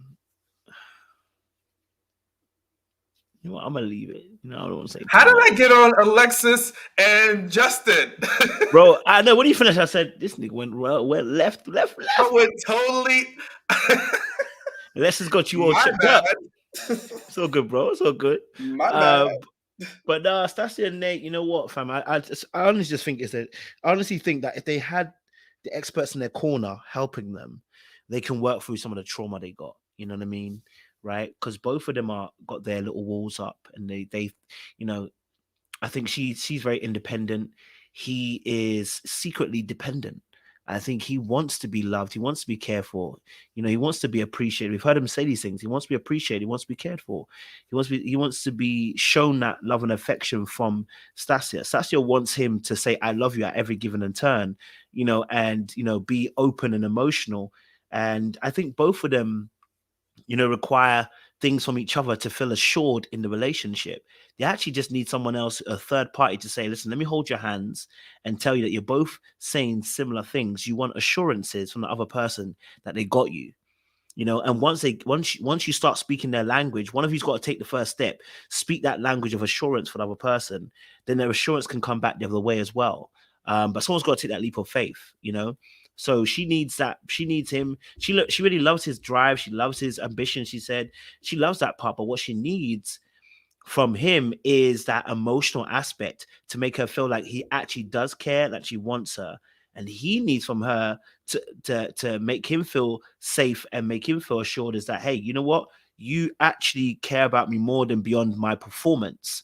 Because he always feels like he's having to prove something to her. So, you know, both of them just need to speak a different language, but the language that both of them understand of assurances. You know, I had to write a book on that. But yeah, you know, just so they can assure one another, you know, I think that's what they need from each other, you know. So yeah, let that be said. Go for it, Sean. Yeah, just to get back on the right couple. The Amtrak train derailed. Yeah, no, I'm with you. I think they have so much potential. You know, I see their chemistry. There is some imbalance there. Stacia definitely has a lot of control going with her. Like Nate can barely pick up a paper towel off the floor without her, micromanaging it. I don't know how that's going to work. I don't know how that's going to work that she's building him a house. Those things I just don't know. But I think at their core, they seem to have a lot in common and they seem to like each other, which I think is a great foundation, right? They seem to, be willing to, work together. Nate does, have the ability to call out Stacia, right? When he sees like something is going awry or something he doesn't like, and vice versa, which I think is important, because any stifled communication, isn't healthy. So I do like that for them. I think they can make it. I don't know. Streets say they're not going to make it. They're going to, fall apart after the reunion. But, I really hope it for them. Yeah, and do you know what it is? I see, like I said, I think with Nate and Stacia, they both are a problem unto themselves, and that's what I'm saying, that they could really be helped here. You know what I mean? Because I think there is some deeper trauma with Nate in terms of abandonment from the mother. I didn't like the fact that Stacia said that, but it's the reality. I think there's some reality, and I think some truth embedded in that as well. But I think she doesn't realize her own trauma of having to emancipating from her parents at 15, and what that does to you in terms of making you very independent, that you make decisions, you do what you want to do, and you may think that you're being inclusive, but your language that you use is not inclusive. And that's why he had to say something at the very end when he said, we both have issues, because her language was more on him having issues when they both have issues. And I think that's the bigger situation also at hand that is at play, that he too has issues, she has issues. He's got that, like you said, his emotions take over and then he reacts. We've got Stacia, who then wants him to be emotionally regulated, but he's not sometimes. And then we've got Stacia too, thinking that her shit don't stink. Like, thinking that, and I'm not even saying that in an arrogant sense. I don't think she's even arrogant with it. She's just blind to the fact that she has problems. You know what I mean? That she doesn't realize she has her own issues she's doing. So, I think in this regard, they can both be helped here, and they can both work through a situation. Bright Light said he has more issues than her. You know what? Y'all love the imbalance, so y'all can keep the imbalance. Since you lot love this whole thing, men love women more, keep the imbalance going, people. Keep it going. I'm being petty. I like to be petty. Any other thoughts on Stacia and Nate before I move it to the dreaded last couple? Yeah, I just wanted to chime in and quickly say that, you're right, because Stacia emancipating herself from her parents when she was younger, I think that's just as much of an issue as what potentially could be an issue with Nate in terms of not having his mother around, right? We saw him meet his father in some of the earlier episodes. But so for her, that's why I was surprised at her calling it out like that, because, she's pretty much got the same situation. So why is it a problem for him when it's not a problem for her? Where's the self-reflection, and where's the compassion? That should be something that they could, find relatable in that sense. But if his behavior has been affected by his upbringing, then hers definitely has. So, but like I said, I think they may have been maybe coerced into doing that. I think that's a little bit of production as well, because throughout the season, she's never raised that point. She's never raised it as a major issue. She was quite actually compassionate when he met his father. So, yeah, I think that it was a bit rich calling him out on that. But at the same time, I think they do have a rocky road ahead. But I'm still glad that they chose each other, because at least one couple has to make it, right?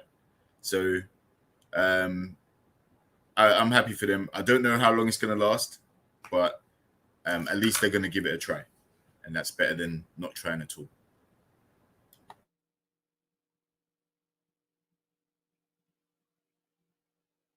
What's your thoughts of this? The house situation, that was actually a real situation as well. What's your thoughts of this? Yeah, I mean, well, one, does he have the money to put into enough to invest in that house? Because that house looks like a cool $750,000. So the way the stock market is stock marketing right now, It's stocking. it's doing a lot of topsy turvy. So I don't know. His day trading is gonna be doing what it needs to do. I know right now he's leaned up against the YouTube screen, telling folks how to, monetize, whilst his channel is, listen, whatever, But so I don't know if he got the money to put in Trey Mac. I mean, that would be a great idea, but I mean, you got to have the down payment to be on the deed, to, be an equal contributor, and not for that house, maybe for a bungalow somewhere. So yeah, that's my thoughts on that. And the other part about it is that JR, you totally reminded me that Stacia might not be a safe space, because the way she spewed that stuff back at him about his mother, it was like, wait a second, like, even if that's how you feel, this is the time where you need to keep that on the inside, right? You can keep that on the inside. You could just say, I would never do that. I'm a mother, blase, blase. But like, why are you throwing that out there? So that I didn't really appreciate. I'm not exactly sure how much of a safe space Stacia is in that moment. I think when Stacia doesn't get what she wants, she has a very tough time taking in the information. She's not really good at getting feedback. I haven't seen her show up to positively by any feedback she's received. I'm not saying Nate's perfect and she's not. I'm just saying that's just something I see. But I do think, if this relationship is going to work, Nate is going to have to stabilize financially, whatever that means, whatever that looks like. Or if there's something I'm missing and he's the millionaire next door, then great, good for him. They're going to ride off into the sunset, just like Steve and Noy, right? They rode off into the sunset because Steve is wealthy, right? Yeah. Okay. And these two are going to have a similar struggle.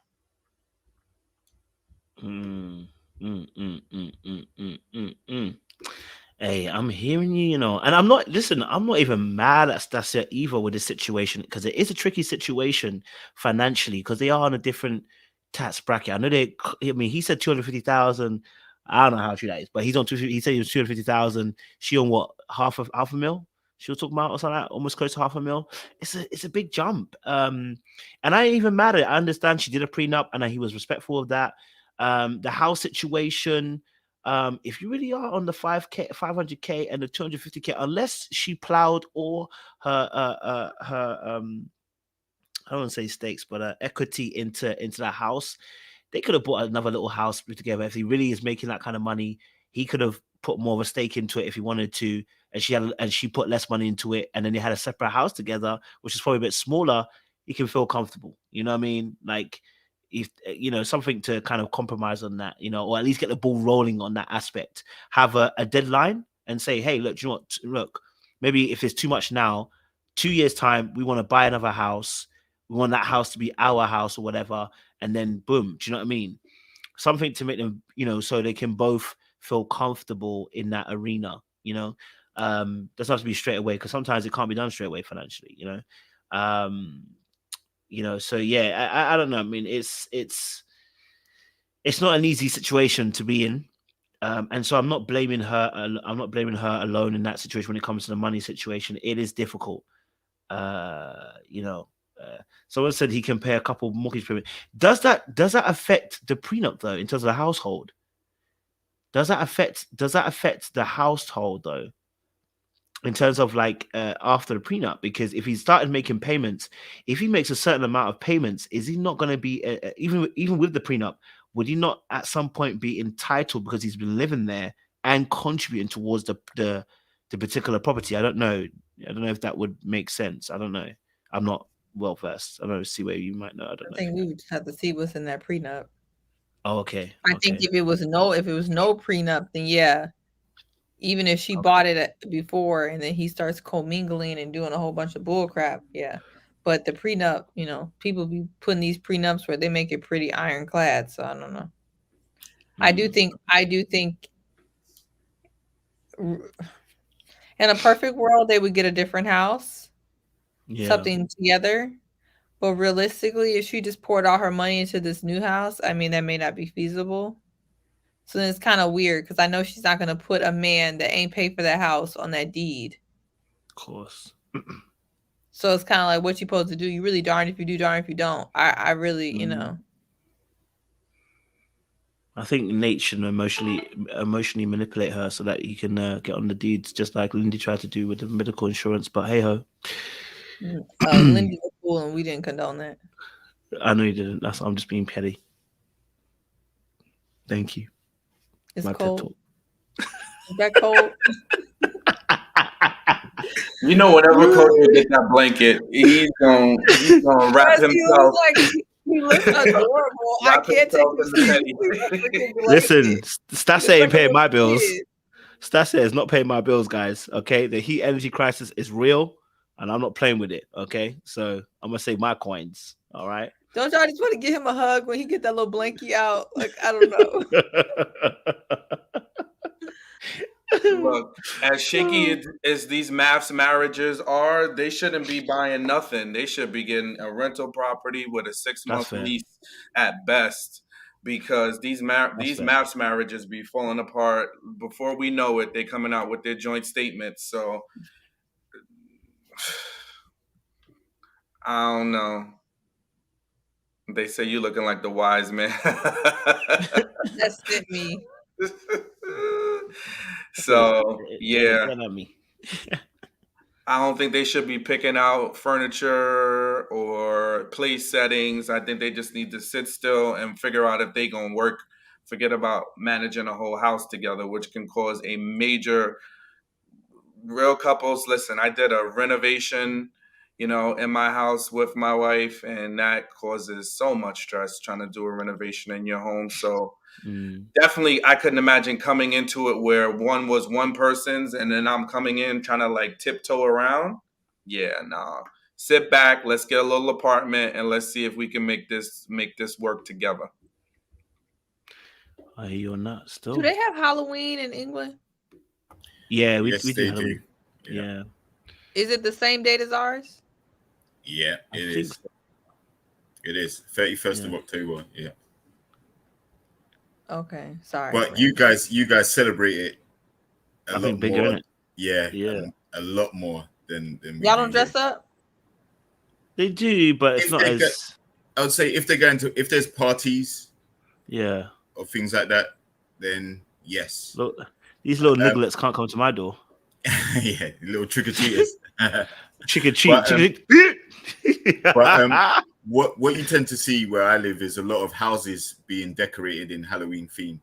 So they might put pumpkins, skeletons, witches, things like that, cobwebs, all over the house, like Christmas decorations almost.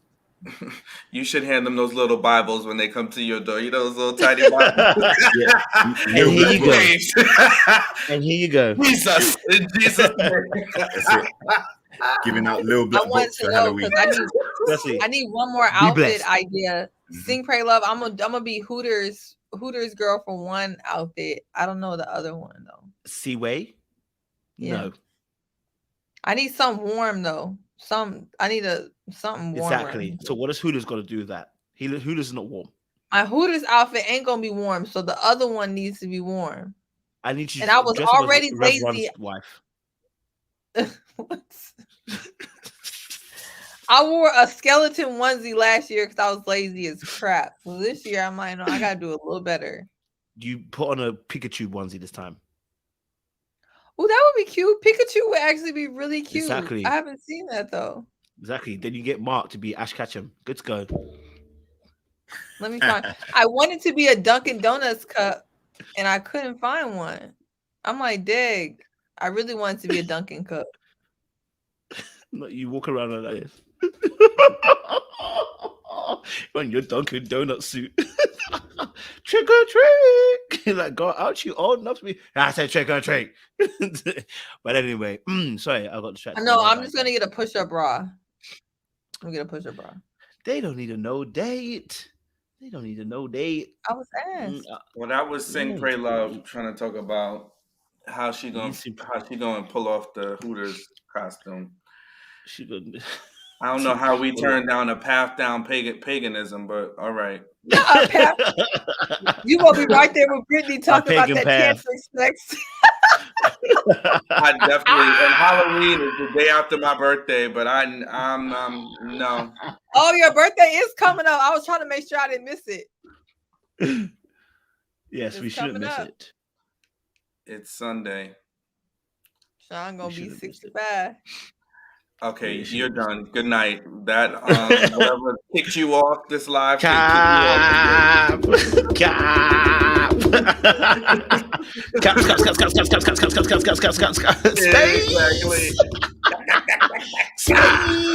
Backspace. Delete. I got cussed out before about yelling at wrong age. It's 90 degrees in Houston. Oh my days. We can't go there, guys, next year. What the heck? 90 degrees in October. Houston be on. Look, I know ain't nobody get no silk pressing in Houston, okay? It'd be too much. Oh, so, hey, I think we should do Houston next year. What y'all think? I think we should do Houston be next lit. year. Houston be Yeah, lit. we can wear I had a wear conference shorts. at the Galleria one year. I had a good time. You see, that's it. I think we should do Houston next year. Shit. They want to know what See you that? doing for your birthday, Sean. Yeah, what are you doing? I told y'all ninjas what I'm doing. I'm still in transition. I got to get out of my old apartment before I'm paying a whole month's rent for the month of November. Happy birthday! But my cousin, and my aunt are taking me to see Candy's play on Sunday. What's the name of the play? Oh man, it just dropped out of my head. But Ain't it Candy's like a play. mother's love or something? I forgot. I can't believe it just dropped out of my head. I guess that's 65 showing up. Oh man, what is it? I think it starts with a P. Somebody in the comments got to know. Piano lesson. Thank you, High Vibe. Yeah, I knew it started with a P. Piano lesson. Yeah, so I'm looking forward to that. That's going to be Sunday. Who is she? Yeah, they said drop your Cash App because you're going to need it. In your Venmo. Who's your instructor? Since you dragging your feet about this apartment. Hey, you want to bless a brother? You can bless a brother. Don't encourage. Till they find out how much it is for the month. Listen, every dollar counts. If everybody drops $1, 25 people drop $1, it's $25. It all adds up. Hey, that's it. Make it 5, and we've got something going here. Oh, now we talking. Now we talking. That's right, High Vibes. Now I take $65. I'll be 65 for that. Yes. Drop for those dollars. I'm 99 for them dollars. Oh, Felicia Cooper, get off my neck. I know it's not her play per se, but she is executive producing the play. Yes, it's August Wilson. Don't come at Felicia like that. Listen, I tussle with one at a time. All right, I tussle with you earlier. Me and Felicia, we got a tussle thing going. We've been tussling since earlier. Yes, I know it's August Wilson's play. Send your cash up, Sean. What's your cash up? Oh, Sean. Hold on. Everything is Sean Davis 120. Is that a cash up? I swear it wasn't that. Hold on. Maybe it's not. Let me check now. I gotta check. Not your government for your Cash App. So the government can help him pay taxes easier. This is your birthday, though. I wouldn't encourage the moving, though, but the birthday love. Yeah, it's Sean Davis 120. That's it. It's $ Sean Davis 120. I'll put it in the chat for you. Look at Brittany. See? Thank you, Brittany. Oh, Brittany, you are the best. Shouldn't even did it for him. Look at you. You shouldn't have definitely did it for him. That's for sure.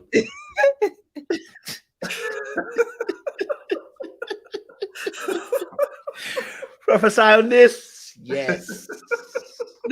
Brittany, I hope you've seen what he's done to do on his birthday, Brittany. I need you to come and tell me when you get time. Come and tell me what Sean is doing. I told you what I'm doing. No, You what know, he really I'm doing. transparent and honest. What he's really doing with the piano teacher. But let's continue. You know, some keys. Every time I want to laugh, I think about Brittany in that opposition to tantric sex in Atlanta. I don't know why that makes me cry laughing every time. Real tears, real effing tears. If y'all weren't there in Atlanta, look, the folks in Atlanta know what I'm talking about. That was funny. It was a great time, man. Great time. Memories for life now. Yeah. Okay, so Justin, Alexis, what's your thoughts on these two?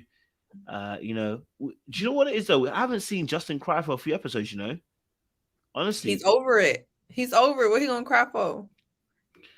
Yeah. He a G now. He told Nate to take that bass out his voice.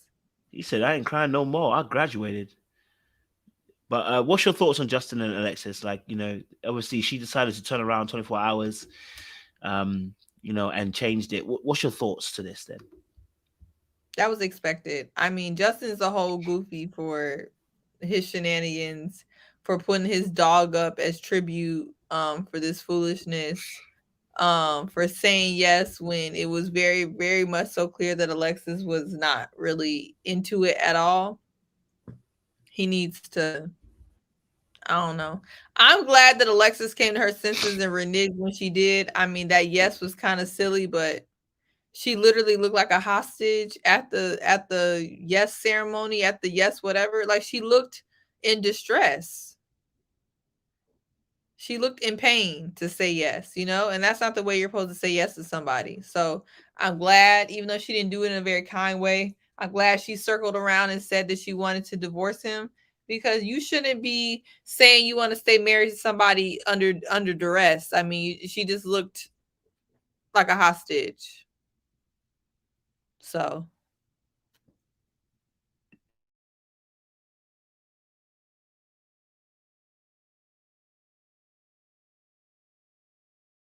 y'all all muted.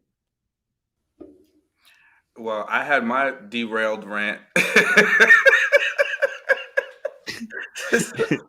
D-Money. I was going to see what JR had to add, and then I was going to try to see what else I could muster up, but I'm out of gas from all that energy I gave them earlier. JR, save Sean, please. What's your thoughts? Yeah, like I think I don't know what she was thinking saying yes in the first place, but yeah, I'm glad that it got reversed, because you know, Justin's been through the ringer. I mean, the reason why he hasn't cried in the last few episodes, because he got no more tears left. He's all cried out, and also I think after being intimate with her, kind of made him feel like a man again, you know, put some hairs on his chest type thing. So he's giving him a little bit of a new attitude since then. But to be real, that relationship was doomed. So I think Alexis has been, from the start, she's been pretty fake in regards to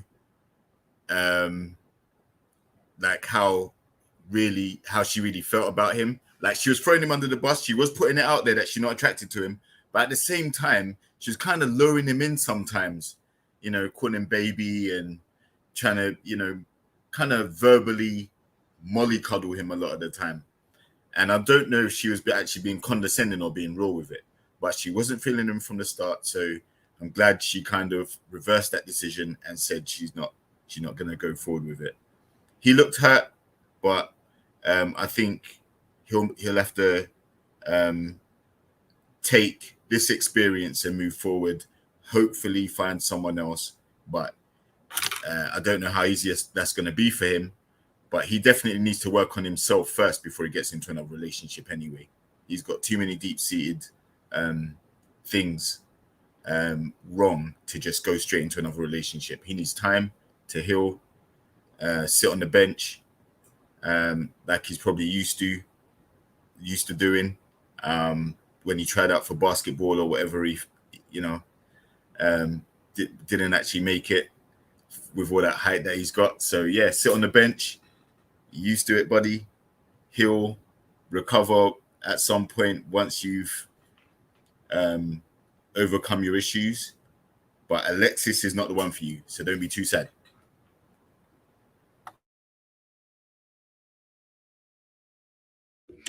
Yeah, listen, we all knew it was coming. We all knew that Alexis' situation with Justin was coming. It was bound to get there. I mean, there was just, do you know what it was? There was this constant barrage of just comment after comment after comment that was just disrespectful. Comments that do damage to a relationship. And actually, Alexis actually got away with it. The way she did it, she got away with it majorly, because I think had it been anybody else, would have been calling abuse, in terms of the amount of times that she was constantly dropping bars on him.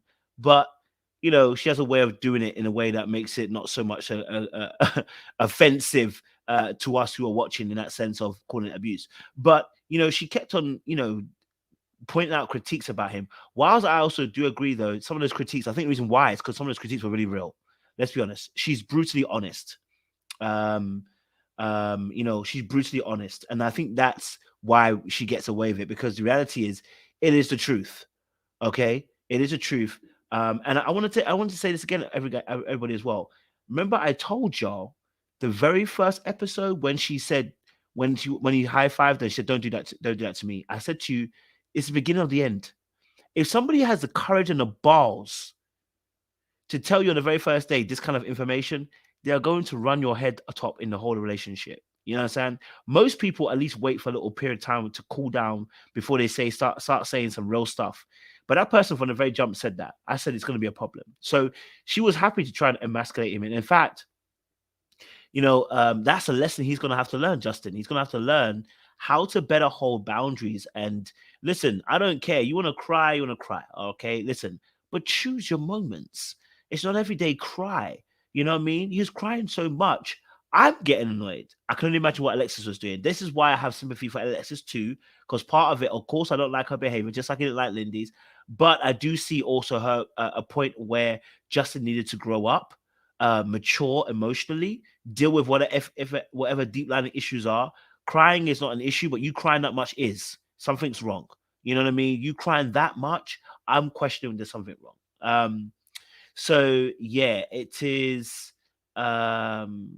It's problematic to see the behavior that Alexis displayed. But I want Justin to man up. Okay, his brother, and I told you guys when the brother called him a little, I said there's something to it. There's something to it. You know what I mean? So yes, it's unfortunate to see that. And I think he will learn from this. Hopefully he will grow from this and realize I need to be strong. I need to stand in my ish, and I need to make sure that next person can't run my head. You understand? Yeah. You have to emotionally regulate yourself. Without that, you are going to be at the mercy of somebody else. And so, yeah, I would be honest with you and say I still see both of them were a problem, and I can see how both of them can improve as well, future wise going forward. Alexis, I'm gonna need her to look up though. Baby, you still, you're not a run-on track star. You didn't run away this time, maybe because the money was involved. But baby, you were sabotaging with all the comments. But yeah, I get it. You didn't fancy him, and you rejected him on 2 apps. I'd be pissed if I got put with somebody I rejected twice. So I'm just gonna be honest with you. Yeah, sure, go for it. Yeah, I was gonna just say, like, I think there was a little bit of quid pro quo that she expected because she knew that she was kind of dangling her decision over his head. Because after they were finished, she was like, "This is not what I expected," you know. And I think she just kind of felt like he should just be so overjoyed that she said yes, and just be wrapping her in his arms and having a parade because she decided to stay together.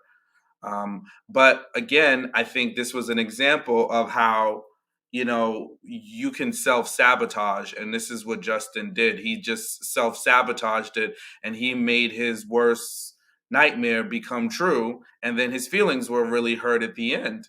But and the last but is, I think that's what he needed to do that. This was one of those instances where self-sabotage needed to happen, that they needed to be free from each other. I don't think they were going to do anything healthy long term together, being together in this relationship. So I'm glad he did it. It needed to be done. He set her free, she set him free, and hopefully they can just go on about their business. Definitely hear you on that as well. JR, do you have anything else to add before we? Yeah, I was gonna say the amount of times that she actually put him down or said things about him or aired him out about things during the show, it must have been quite demoralizing to be with someone who constantly does that, and it can be draining, I can imagine, right? So like I said, I think the right decision was made. I'm not sure if he was invested in the relationship because to come on TV and to do the process, it's a big deal. Not everyone has the kahunas to do it or is brave enough to do it, I can imagine. And he may have wanted the relationship to work because of that. But that's not a reason to stick with someone who doesn't rate you. Like, she didn't rate him from the start. And the constant put downs and emasculation and all the other things that she was doing, I can imagine it would be very hard to come back from that. So that's why I think the best decision was made. It will just keep getting worse, and it may lead to outbursts and tempers being flared and things like that. Wouldn't be a healthy relationship. So the right decision was made eventually.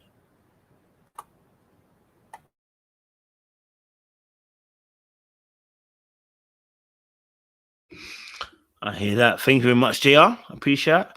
JR, I don't know if you got to get to speak on it, but this clip, obviously, with the end of the Marital at First Sight was in. Ben, did Justin do you dirty? Yeah. Bro, you made a pass at me twice before the show. What pass? You were hitting on me, I don't bro. talk to you. It's an epic two-part reunion event that you do not want to miss. You can't answer the question. Take some of that face out. Yeah. So, Yeah, go ahead, man. No, you go. No, go for it. No, I wasn't going to say anything. I was going to say go for it. Yeah, so basically, like I said earlier, it looks like there's some beef between Justin and Nate. But I also think Ben has a right to be aggrieved as well, right? Because let's face it, Ben was paired with someone who, that wasn't going to work at all. And that back and forth between Justin, like I said, Justin's trying to find a way to get some get back. But again, there's no need.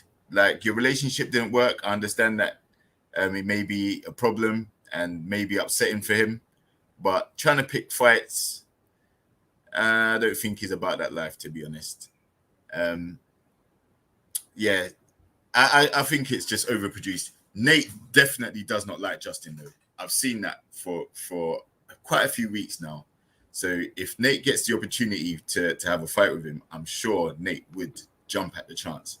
But I just don't think that it's going to lead to that. I think it's just to get us to watch the next episode, to be honest.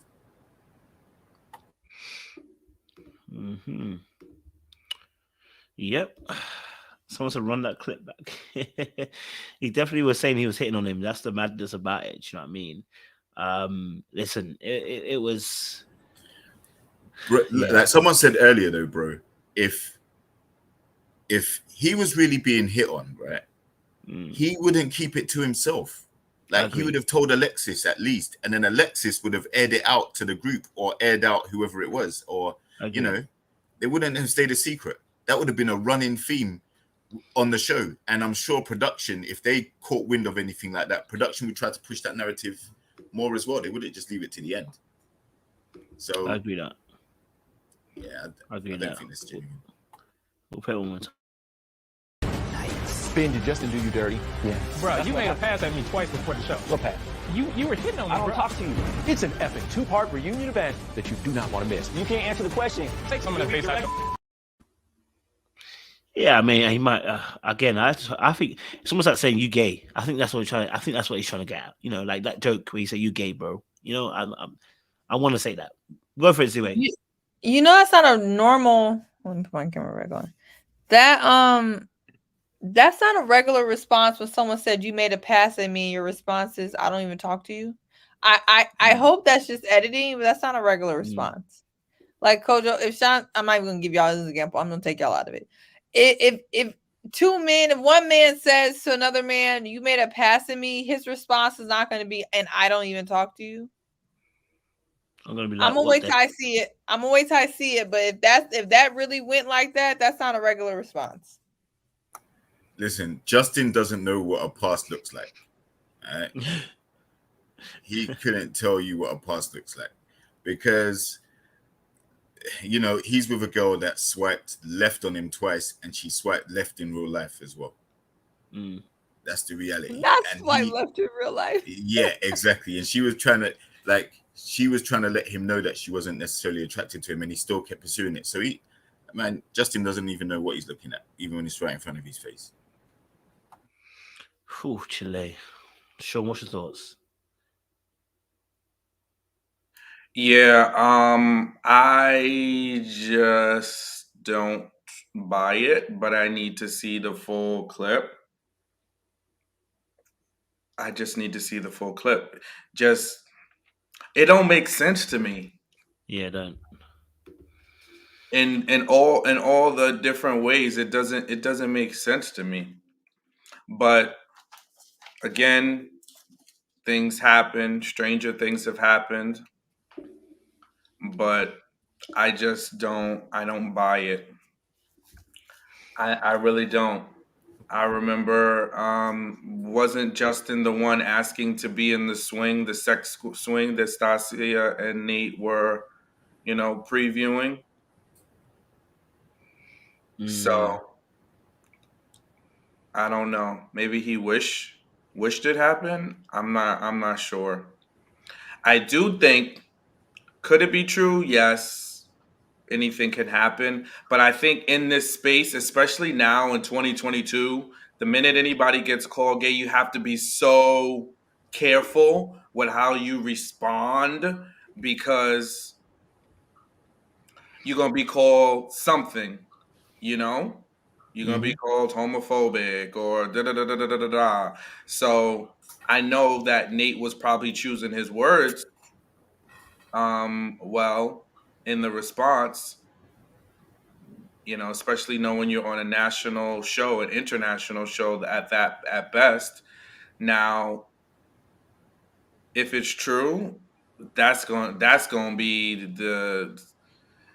that's just going to take us to a whole nother level, but let's see. It's gonna be interesting, boy. Yeah, we have to wait to see. I just wanted to say, I just think it's a petty move from Justin because of some long-running beef that they had throughout the season, and it's just one last dig or one last trump card that he can play to frustrate or get under Nate's skin. That's what I think it is. Just a bit of payback on the way out for whatever went on. Yeah, and I saw somebody that said, we're acting like it doesn't, bisexuality or whatever. We know that exists. I just don't see it with Justin and Nate. But, look, I'm not, so maybe I won't. Maybe I don't get it. But it just looks, I don't. Something that's salacious or juicy would definitely get played into being a storyline production wise. because that type of controversy in a show like this would increase viewership, would get people talking. So that would be a golden opportunity for production to make more of. So I doubt it happened. I think it was just a throwaway comment. I'm not defending Nate, by the way. I've got no horse in the race, but I'm just looking at Justin, and from what I've seen on the show, he's the type of guy that would make up something like that because he feels like it's payback time or to get one over on something. Some of the times when he was fighting back against Alexis and what she was saying to him, he was kind of, trying to get back at her in a petty way. So he does have that in him.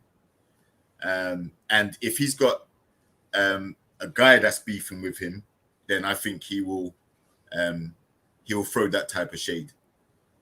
Realistically, I know looks can be deceiving, and like you said, I know these things exist, but Justin, nah, bro, you couldn't even read the room on how Alexis liked you, so I'm not buying. Yeah. And I know Seaway said, she saw Justin differently, but just as a dude, the last time I called a man boy, I don't know when that was as a grown man. So that to me sounded sus. If I'm gonna be honest, he was like, "Take that bass out your voice, boy." Yeah, I don't know. I thought that was that funny. didn't. The boy just hits different. Ain't no way. Ain't The boy ain't no just way. that boy just means that's the epitome of disrespect. That's how I took it. Well, that's what white people say to black people when they're trying to, a black man when they're trying to, dehumanize you. And it's said with a different tone. It's just like the N word with the A on the end. But the way he said boy and girl all throughout this entire season didn't hit that same way. I just took it that he was really trying to disrespect him. But No, usually women call men boys or refer to men as boys. Yeah, I'm not saying he wasn't trying to be disrespectful. Don't get me wrong. I think there was an attempt there. But JR, when's the last time you called another man a boy in a conversation or an argument? I couldn't even tell you because I don't. JR's not he's not disrespectful. Listen, like he's trying to sign him. An argument. See, wait, you don't have to answer for him. It's when you're having an argument, people can figure a way to disrespect somebody, but straight men don't say boy. No. And the thing is, the only time you would usually use that is if someone's really younger than you and they're trying to act more grown or more older than you are. So you're like, "Rah, I'm older than you. You could be my son, or I'll son you," or But I don't recall using that as an insult because I don't beef with people like that. So, but no, for me, the terminology was used to be disrespectful. To son him, to say, "Look, you're a kid. I'm a grown man," type stuff. But come on, man, look who's saying this. Can't take it seriously. I'm sorry.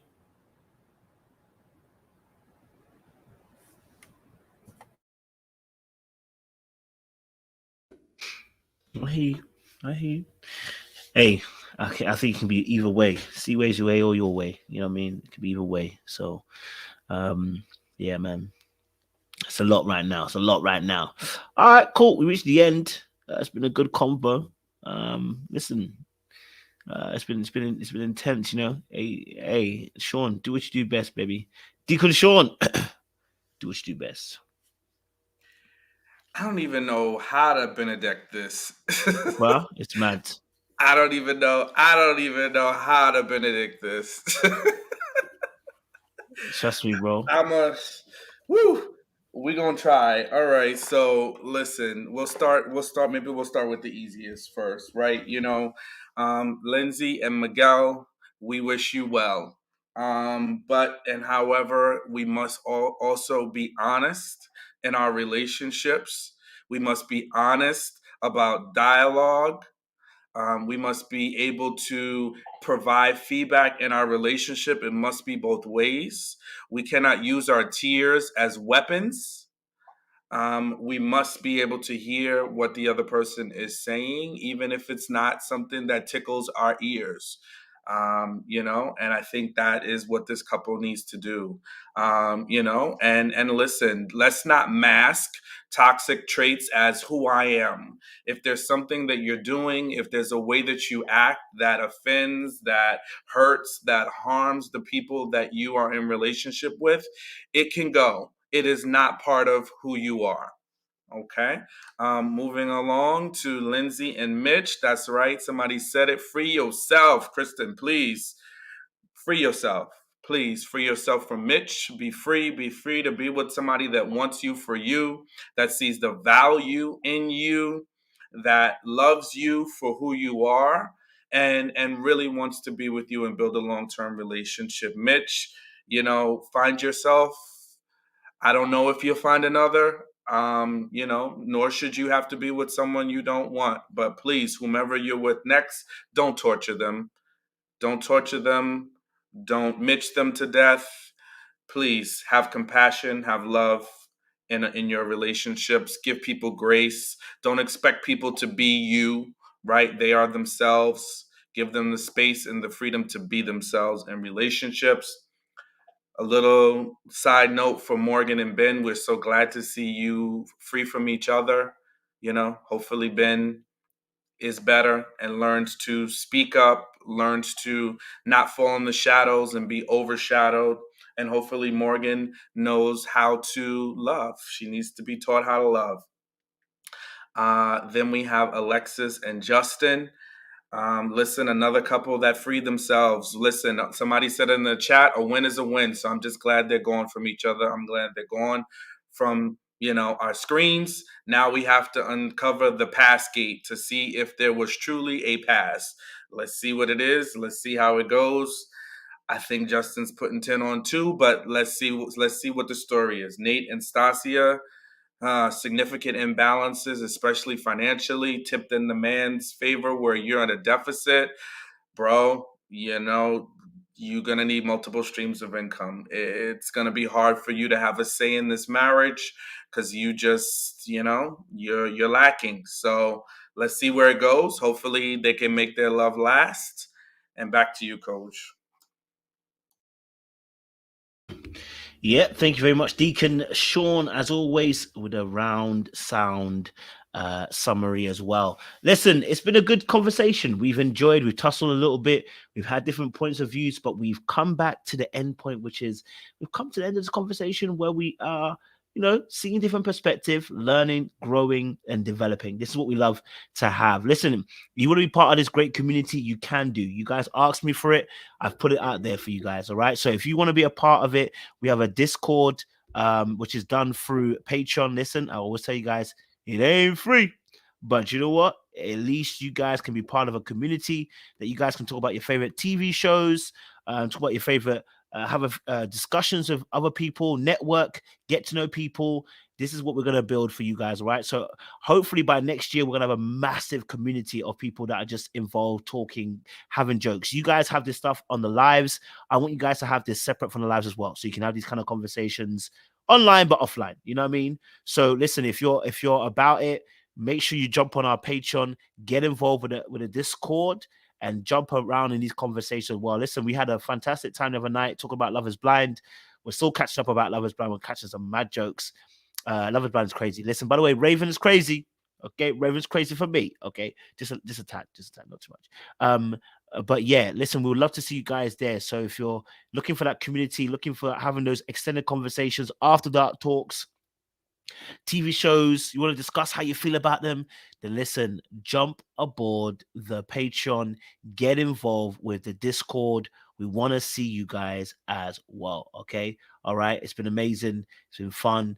And listen, we're going to see you again on Saturday night. First, we'll start off with Justice. We'll have a live of Justice as well. I believe we're going to have a live in between that time. We're going to have Lovers Blind. So if you've caught up with that, get involved. We're going to do that from episode 3 to 8, or basically from 1 to 8. Basically, we'll discuss it all. And then we'll also then do Ready to Love live as well. So it's going to be an action-packed Saturday night. Y'all ain't going nowhere, okay? Y'all ain't going nowhere. So don't worry about it. All right? So we're going to see you Saturday night, and it's going to be blessed. And then Sunday, we'll have our men's edition talk as well for you guys as well. Got an interesting conversation in that respect as well. So, do men want to marry in 2022? Since I'm already causing havoc, I'm also going there. All right? So it's an action-packed weekend. All right? Appreciate you guys.